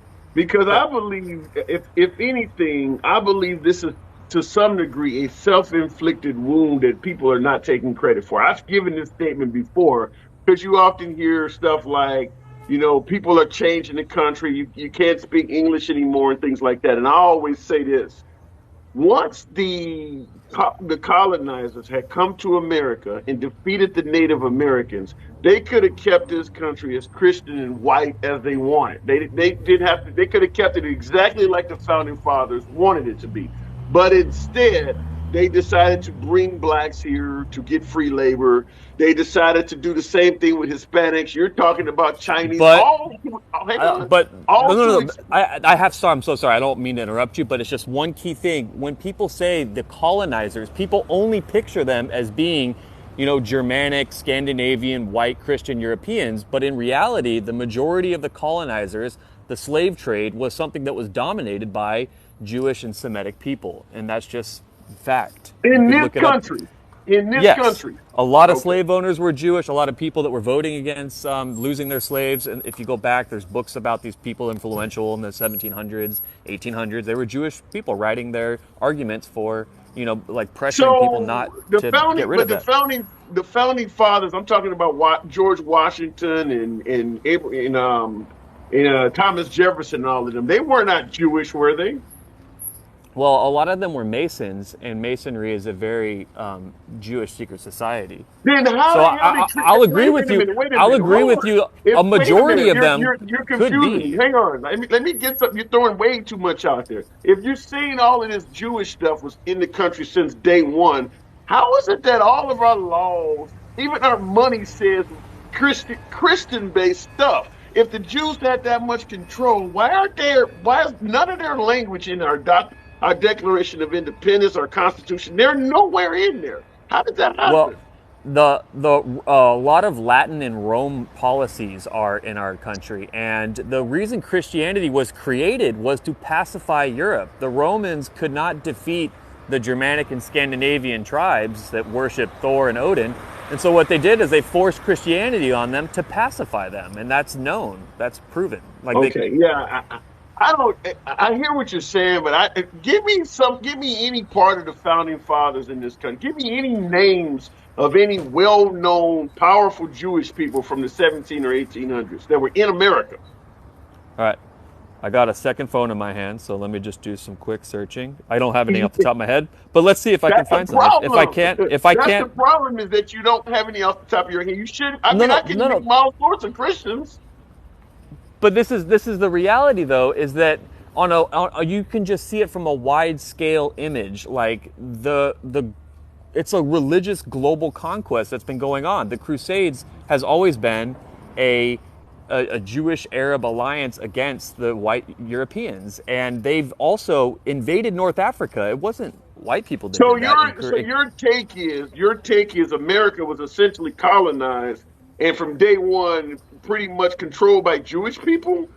Well, the Templar Knights were kicked out of Spain, and those Templar Knights that were kicked out was because they were doing child sacrifices of Europeans in Spain. And when there was a king that got power, he kicked them all out. That's why those people keep getting kicked out of countries, is because they keep doing these religious child We've had we've blood had libel 40 we've had sacrifices. 46 presidents. Can you name any of them Jewish? They're all I don't. Christian. All of them are Christians. You could be right, but it still doesn't discount this huge thing that's happening. Like I don't. you asked me See. you asked me what the corruption is. You asked me why white people are the topic was kind of like, why are these white people like nationalists? It's because, as a white person, I feel it. I'm living in Mexico. I don't even feel safe in America with what I've seen going on. And so, like, I imagine that. Like, I left, man. I left. Okay, you And it's like, mentioned in the beginning of our conversation about corruption in voting and how people were being beaten and prevented from voting and things like that. yeah. Now, obviously, the overwhelming majority of the United States history did not involve black people being allowed to vote. Who was stopping us from voting? Was it Jewish people? So this was probably like, there was a lot of like in the 1700s and 1800s. You had a lot of poor Irish, and you had a lot of German immigrants, and so these are people that weren't a part of that first wave of the British, and you got to remember Rome conquered the British Isles, and so you Okay, have this but very we're talking very about let's say in the 1940s and 50s where people like me could not vote. Who was stopping people like me from voting in this country? I wish I had that video I just watched because I don't really remember the fine details. I'm sorry, and I don't even know what to Google to look that up. If you could just give me like 10 seconds, let me try to think of something to search in. So you don't Violent. so offhand you don't know who was stopping African Americans from voting during the Jim Crow era? Oh no, yeah, I know that. That I'm was asking you, who were they? Who was doing that? it's okay. I want to say white people, but Why can't you just say that? because it's more complicated than that. Because you have this whole thing where Jewish people, they did everything. They changed their names. They wanted to be seen as white, and now they're stepping back and they're saying, "Oh no, we're not white. We're not white." And so it's like it just seems like this huge setup. Like, have you ever seen someone get framed in court? You ever seen someone get Yeah, framed for a crime? It yeah. happens. Yeah. And so for me, just unbiased, I had literally, I don't care. Like, I feel like I am immune to all of this. I was raised with Jesus. I believe that, I'm going to die, and I just want to do as much good before I go. So do as much good as I can So before I go. So I'm just observing, and I'm just seeing, like, who's the best? Who's the smartest? I don't care who it is, Like, I believe my son, who is half black, and he's apparently, we thought he was Ethiopian, but he got his DNA test back, came as Nigerian. And I believe that the black race is the most intelligent, like physically evolved, like in every way, like spiritually, mentally, emotionally, physically. Like, I think he's a superhuman. Like, I'm so proud that my son's so wait a black, minute. and so I'm just saying, like, I have no bias, and the reason I Okay, say all this Jewish stuff is because I just see it in history. I just keep but researching this. so based on what you have seen throughout history and your own homework and research, would it be safe to say that you believe that the Jewish people have been incredibly harmful to America since the very beginning? Yeah, they've been pushing this whole racial divide because if you look at the history, they conquered Africa, The Muslims came through. They conquered North Africa. They started the slave trade. The Romans conquered Europe, genocided like 300 million European like forest tribes, and the Bolshevik Revolution through Russia all the way across over to Chinese territory, all of Russia. They killed all those gulags was for white Christians after the Okay, Bolsheviks so took power. but So let's those kind of those keep, are the but people let's that keep are it to this conquering. country. Yeah, those are Let's the keep same it. people that are conquering Yeah. the U.S. and they're going to do the same thing here. Like if you look at what's come out now. So when you look at what happened to the Native Americans, how they got literally pushed all the way into just a few areas of this country, are Yeah. you suggesting that most of that was done by Jewish people? I think it was white people being little pawns, being little goons, because they were just fed money, they were fed fame and power, and then yeah, a From bunch of who? white people, the Jewish people that were in the hierarchy, very small numbers, pulling the strings, got all these white people to go along with this. So yeah, the white people are guilty. All those people that jumped in, super guilty. They should all be punished. Anyone that's still doing it, I have no problem with punishing people that are guilty. And I'm saying, yeah, a lot of white people are But guilty. you But believe that we need to the address white the people, source. We just have to yeah, address the source. You right. can't You believe cure that it. the white people that were oppressing folks on this land were doing it under the guidance of Jewish people at the behest to get Yes, money and from then Jewish and people. and then also through kind of a technical crime of passion, just like how I feel bad for the black communities where they grow up in areas where all they know to do is to be gangsters. All they know to do is to survive that way because that's their environment. And I feel like that's a crime of passion. They shouldn't even really be judged for that because that's just they couldn't help it because that's where they were from. And so if you look what just happened to Europeans, their whole culture was decimated. All the Celtic traditions gone. They don't even know the Viking texts, it's all gone. And so those Do people are very you traumatized, know? and they're just going to make them violent, just like we see in Okay. modern times. Do That's my you point. know of any? Because Martin Luther King spent his life fighting for civil rights for blacks. Do you know of any Jewish people he was fighting against? Do I know if Martin Luther King was against Jewish people? No, no. I said Martin Luther King literally spent his life fighting for civil rights for African Americans. He was fighting against someone to get those civil rights. Do you know of any Jewish people that he was fighting against? Maybe he wasn't even aware of it. We live in a spoiled internet age where everything's out in the open now. And then, it's not that easy to have all that intel back then. So maybe he just didn't know. He just kind of chalked them all up to the white man because, they don't look Asian, they don't look black. So they just. Okay. All right. But I I gotta move it admit, on, but yeah, no go problem. ahead. But I I give just you the wanted last I word. just wanted to be clear that yes, the vast majority of the population is white, and the Jewish is very small. But I just have a feeling that they are really in the hierarchy, kind of pulling strings and stuff. So yes, you can punish and get rid of all the white people, but that source problem is still going to be there, and they're just going to move on to the next people once the white people are gone. What And so happened in what happened in Germany? Do you think? I mean, do you? Because according to history, the Germans wiped out a bunch of them. What happened? Do you believe that history in Germany is even accurate? yeah, I do. When you look at the war in Germany, I mean, I can't summarize it as good as three documentaries: Europa, the Okay, Final let me Battle, ask you this. Let me The let me Greatest just Story ask Never you this. Why Told. do you believe that they wiped out 6 million of them? Because they saw what happened to Russia and how the Jewish community were at the head of all these like killing squads, just killing white Christians, and they were like, "Oh, well, we're next. Fuck that." And they're like, "Well, we want to be free and independent." And then Hitler saw all the countries, like the media pushing all the countries to arm and get ready to destroy Germany. He's like, we're trying to be free and independent. If you come here to destroy us, we're going to destroy all your people. So at their last ditch effort to protect themselves, they just kind of held hostages. But it's All right. Okay, that's I what it got to looks move like. it on, though, man. I appreciate you Yeah, coming no through. problem. Welcome No back problem. Thank you for anytime. the time. Thank you, Thank sir. you Have a good too. one. You too.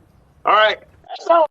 Clear, folks. I don't ban, block, or censor anyone for their opinions. Now, my opinions are totally different. I mean, I have not ever heard some of the things he's saying. So my teachings, my education is completely opposite of what he's saying. So I don't know of anything he said that I would say I agree on because I've never heard most of it. But I do allow people to get their opinions across.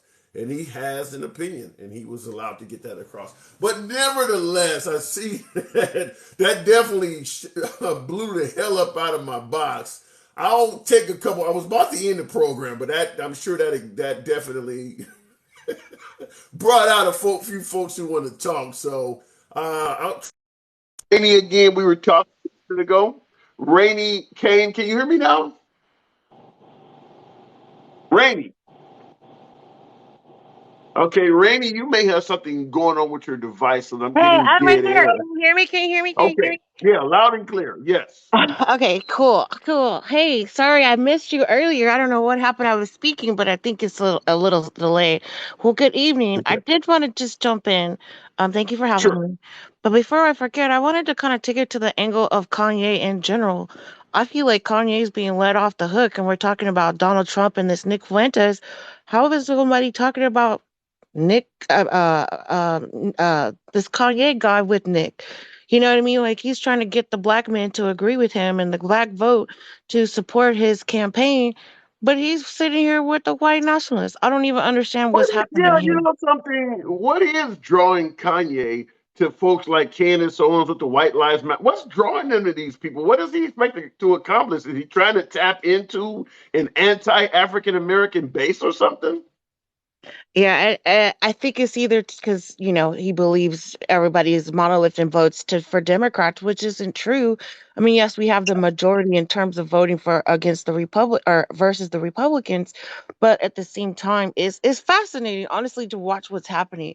It's like you rather dirt on your own people, but anyway, I won't go into the black narrative. But that's kind of what I wanted to say. I know you always have a lot of folks waiting for you. I just found it really fascinating this whole situation. And then you were talking to the other. Well, never mind. I won't get into the other person. What was your other? You had another top. You had another topic too. Okay. The Nick Fuentes guy, and I played the clip from O'Reilly about all of the states that Trump cannot win. He's suggesting that 200 plus electoral college votes are there are certain states in the country, quite a bit of them, by the way. If you look at the map that I have on the screen, he's suggesting that Trump has zero chance of winning any of these states in dark blue. Do you see any validity in that? Dark blue is Florida. No. No, no. Actually, maybe it looks that way on my screen. Florida is not shaded in, but all of the rest of the states you probably can see. For some reason, I don't know if it's the way my phone is angled at the monitor behind me, but Oh, okay. Florida's not shaded in. Florida is not I shaded think in. the West Coast is impossible. So yeah, I think that's true. I think he wins Arizona though. I don't know. I looked at that. I think Arizona's not dark blue, which I think is strange. Right. Neither is Nevada. Neither is Pennsylvania either. Yeah. Yeah, Yeah. this is kind of weird. Who's saying that? Bill That's O'Reilly? O'Reilly. Bill O'Reilly. Yeah. Wow. Yeah. So That's Bill O'Reilly, shocking. but that's 200 and 210. I think he said 210 electoral college votes. So you only need a little bit more than that to actually win the presidency. So he's making it clear that 210 of them are already going to Democrats no matter what. If Trump is winning, Wow. not DeSantis may not have this same map. He's saying that Trump cannot win these states. I don't think DeSantis wins any of those. I mean, I think he wins less than Trump. I don't You think do? DeSantis, absolutely. Absolutely. You cannot sit here and ban books and then tell all the teachers in the tell all the teachers that they're indoctrinating students and that, everybody's woke and he's getting rid of the woke people. Like you just and talking about the gays. You can't sit here and expect me to. He's worse than Trump. Like he actually has I done don't a lot know. more. Trump called whole cities shitholes and he still won. I don't know. I think you can say some pretty bad stuff and still get elected at this point. Yeah, but not the second time. The second time he didn't get the same. I think he got less. Yeah, Obviously, he yeah. got less. So I don't know. I don't see He DeSantis still got outperforming Trump.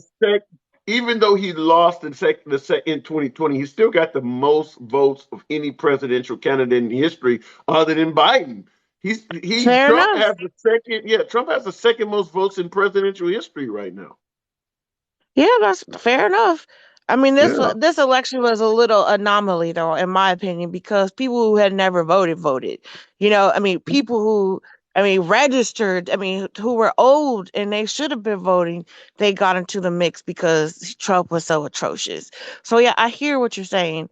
And again, it's fair. It's a fair assumption. It's a fair analysis that you're coming, or a conclusion that you're coming to. I just don't know. I don't see DeSantis outperforming Trump. I don't. Did you hear? Did you hear any of the clips I played from this Nick Fuentes guy? Yeah, again, I'm more appalled not that he went to dinner at Trump's Mar-a-Lago. I'm more appalled that he's running around with Kanye. And at the same time, Kanye's trying to tell black people that we're not black enough because we vote for Democrats, or that we're on some plantations. Like, what are you doing? Why are you Yeah. with the white nationalists who literally said that black people need the military just needs to be turned loose on the black communities because they'll never vote for Republicans anyway. So it's like you say these crazy things and you still go and hang out with this guy. I don't even understand what's happening. Yeah. I can't speak on that one either. But I gotta move it on, Randy. You know All how we right, do. darling. It's good to talk to you. Have a good evening. It absolutely is a pleasure. You too. All right, looking in the here real quick. A lot of Trumpers crying about fake votes, but can't prove a damn thing, says Aaron Skywalker. You know, as an individual that has watched Dinesh D'Souza's 2000 Mules, I think 6 times, but a half dozen times. I watched all 3 days of Mike Lindell's Cyber Symposium. And I will tell you this, they did present compelling evidence that there may have been some voter fraud that took place. However, it was clearly done from a position of bias, and in particular when it comes to Dinesh D'Souza's 2000 Mules, all of the fraud was automatically assumed to be Democrat. And there's just no legitimate way to make that assumption. He was taking pictures of folks who looked like they were stuffing ballot boxes, coming to the boxes over and over again. And the movie concludes by assuming that 100% of those votes were for Democratic candidates. There's just no way to do that. There's no way to know that. There's no way to know if a Republican is committing fraud and dropping the ballots off in a Democratic area. There's no way to know that. And he definitely was indicating that only Democrats could cheat. Only Democrats could commit voter fraud. And there's, in a country with 330 million people, how many voted for Trump? Like 70 plus million? You're going to tell me 70 million Republicans were all honest and 100% of the cheating was on Democratic side? There are people who actually believe that. There are people who actually believe that you couldn't even get 70 million priests to do the right thing when you look at the Catholic Church. You're going to tell me 70 plus million Republicans all did the right thing? That doesn't make sense to me, but maybe I'm wrong. Let's try back to the box. Trump was winning, the next day he was losing. Yeah, that happened. He told people not to vote in by mail. Texas, Maine. Yes, Good evening. sir. How you Hey, what's doing? up? I'm doing good. Hey, We're talking. Go ahead. Yeah, just a hit real quick on what the other guy was trying. I don't know what he was trying to do, but he did say something. And you asked about Jefferson and George Washington. Are you aware that Jefferson tried to take away slavery in 1777? Yeah, I know there were. Yeah, I'm aware there have always been abolitionists from day one. There were always some whites who thought it was wrong, but the problem is money corrupts, and too many people were making money off of mistreating blacks. But there's always been white people that have been against it. So Jefferson proposed that in 77, got shot down. But when he was president, he backed the other legislation that did get passed, where they couldn't bring any new slaves over here back in, I think it's 1807. It's one of those. It is one of those single digit 1800s while he was president. So that's why did he own any of them though? Did he own any of them? I believe so. Yeah. Then he gets no credit. Yeah, then he gets no credit. If you're an abolition, To me, being an abolitionist that owns slaves is like being an anti-abortionist while being Herschel Walker. You don't get any credit if you're against something that you are partaking in. And that's if you own slaves, yeah, you're an abolitionist, that's great. But the fact that you own them, you don't get any credit. So I just wanted to bring those 2 points up about that. Sure. My other point was to your blue your the blue map up there. Yeah. I want to call out the power of the media, and I'm gonna tell you a long story, but I'm gonna make it as quick as I can. Sure.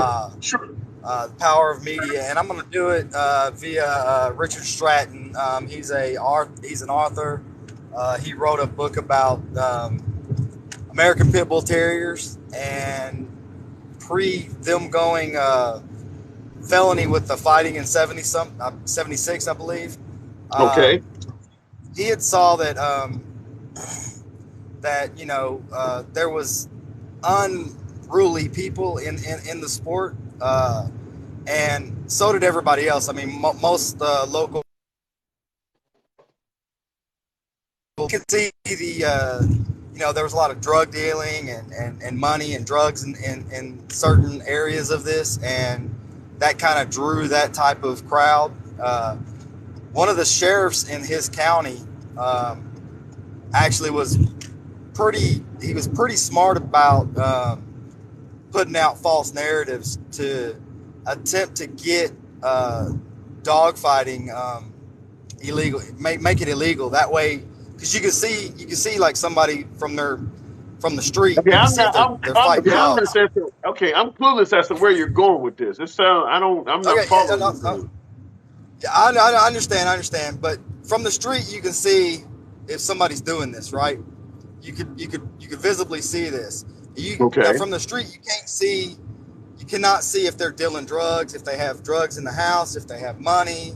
But that's pretty much that was his primary objective. So what he would do would go to media and make up stories about the dogs, right?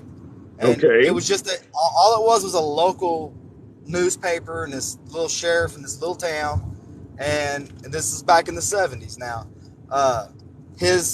One of the stories that he actually made up made the guy chuckle, because he's like, there's nobody on God's green earth that's going to believe this story. The story was the sheriff had put out this story stating that these super bad dog fighters, were amputating the front legs of these dogs, and that way it made them better to get a hold of the throat of the opposite, right.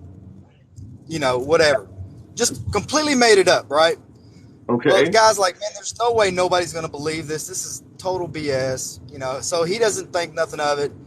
And months go by, nothing happens. One day he's downtown, he's walking out there, and all of a sudden he sees this man walking, American Pit Bull Terrier, and he sees that the guy's walking funny. The dog's walking funny, so he goes up to him and he looks at it. The dog has had both of his front arms amputated and had little booties on, little leather booties. And the reason why I'm saying this is because there may, all the stuff that was put out there in most of the media about Trump, and he called for it mostly himself. I mean, he did like challenge the media, challenge pretty much everybody, and that's his own, that's so pretty you're much saying his own doing. most of the stuff that was put out about Trump was not true? Well, it's taken out of context most of the time. Okay. What about Trump suggesting that Barack Obama was born in Kenya? Was that taken out of context? Nope. Who put that out there? Way before he was running.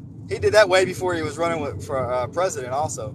Yeah, but he's using the media to tell lies. If he wants to say that the media is treating him, hold on. If he wants to say the media is treating him unfair, should he not be the last one that is using the media to lie? Well, I mean, the shoe was definitely on the other foot at that point.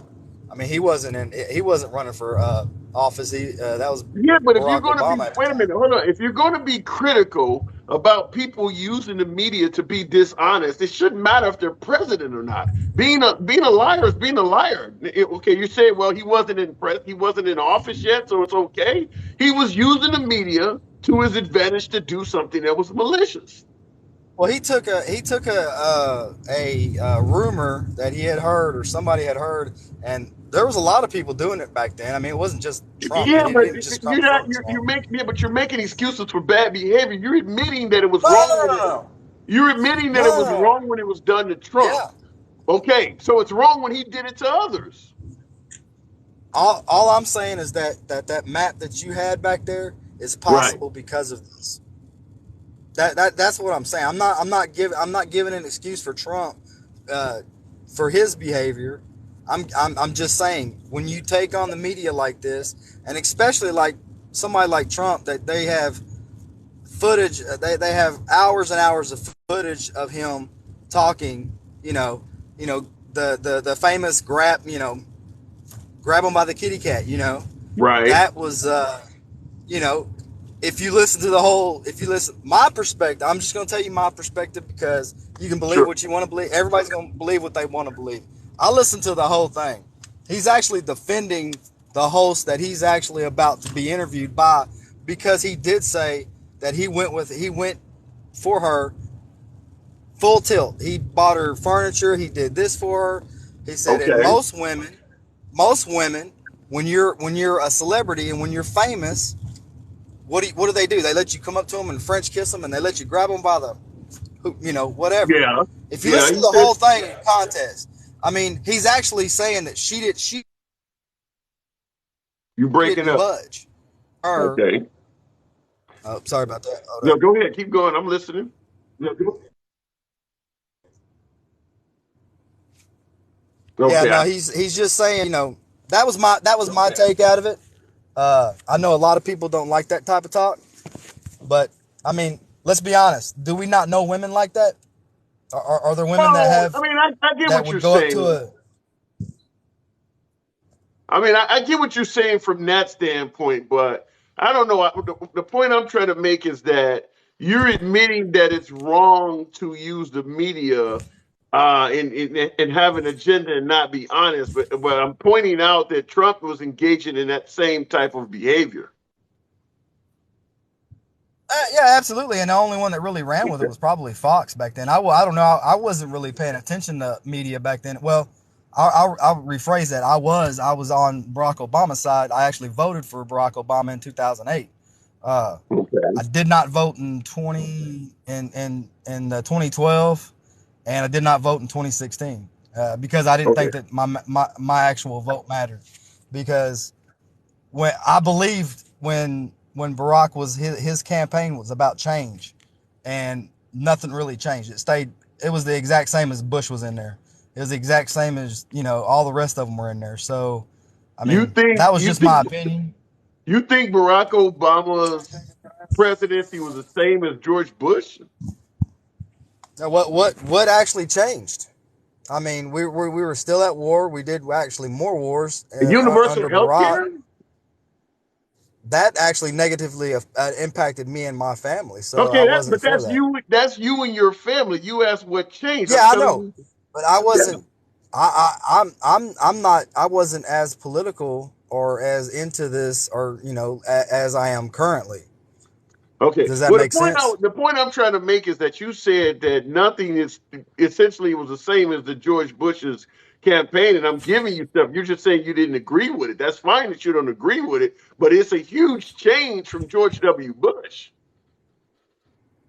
How so, though? I mean, just is that it? Just the Medicare for all or I mean, Obamacare, Obama phone? well, I mean, he made it so that not only did he give you universal health care, but stuff like going bankrupt because of medical bills no longer can happen at this point because they don't treat medical bills the same on your credit as they used to before Obama. That's also another huge thing. Okay, yeah. The only thing that I got out of that whole Obamacare was my insurance at my work going up 316% at the time, and it Yeah, wasn't totally Obamacare.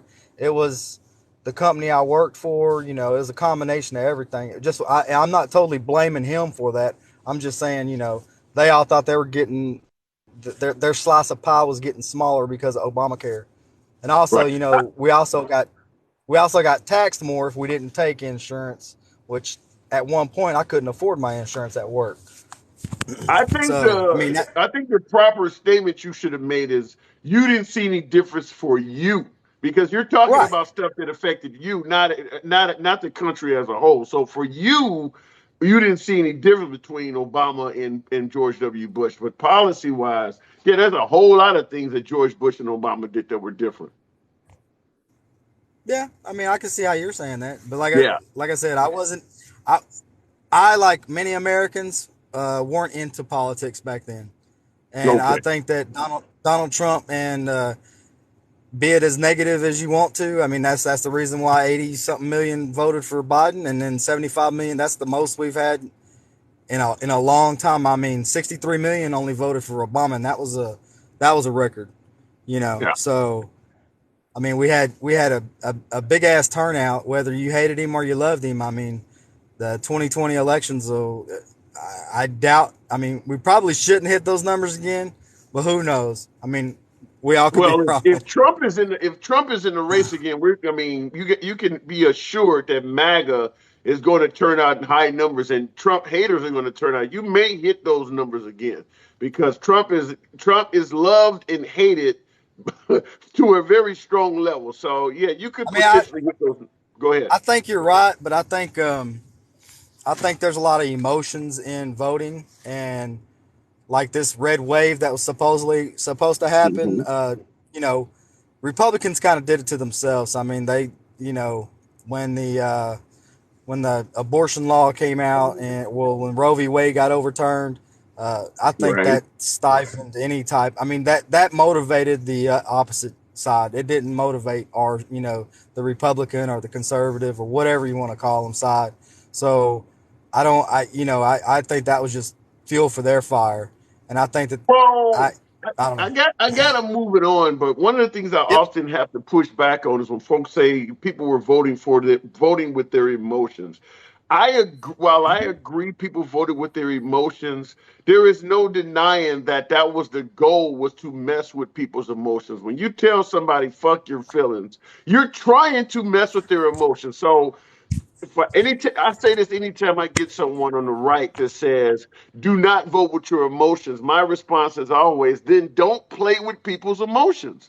If you're going to allow somebody to get up there and yell out nicknames, Pocahontas, and you got on "fuck your feelings" T-shirts and things like that, but then when it comes election time, you want them to not vote based on feelings when that's all you've been doing is provoking their feelings. You're going to get feeling Well, vote. If you don't want people to vote on their feelings, don't mess with their feelings. the almighty media plus social media, they pretty much won the 2020 election, in my Okay. opinion. And I disagree with that. I believe that when you listen to liberals, when you listen to folks who did not vote for Trump, even on the Democratic side, nobody's complaining about $2 gas, good jobs numbers, and a good economy. They're talking about the shit that Trump was saying. Now, you can say it's the media, but if I tell you Pocahontas, that's not the media. The media didn't make that up. That's something he actually was saying. Or my war heroes don't get caught, or Well, that General was Mattis is the most overrated general. That's not the media. That's stuff that he was actually saying. yeah, that's Trump. Yeah, Yeah, that's why I he's not totally agree. elected. That's Trump. Yeah. So don't blame it all on the media. Blame it on your boy. But I got to move it on, man. All right, man. Thanks for having me. Absolutely. Good talk. All right. As usual, I do have to wrap it up. I got to get my ass to bed. Appreciate you guys rolling with your boy.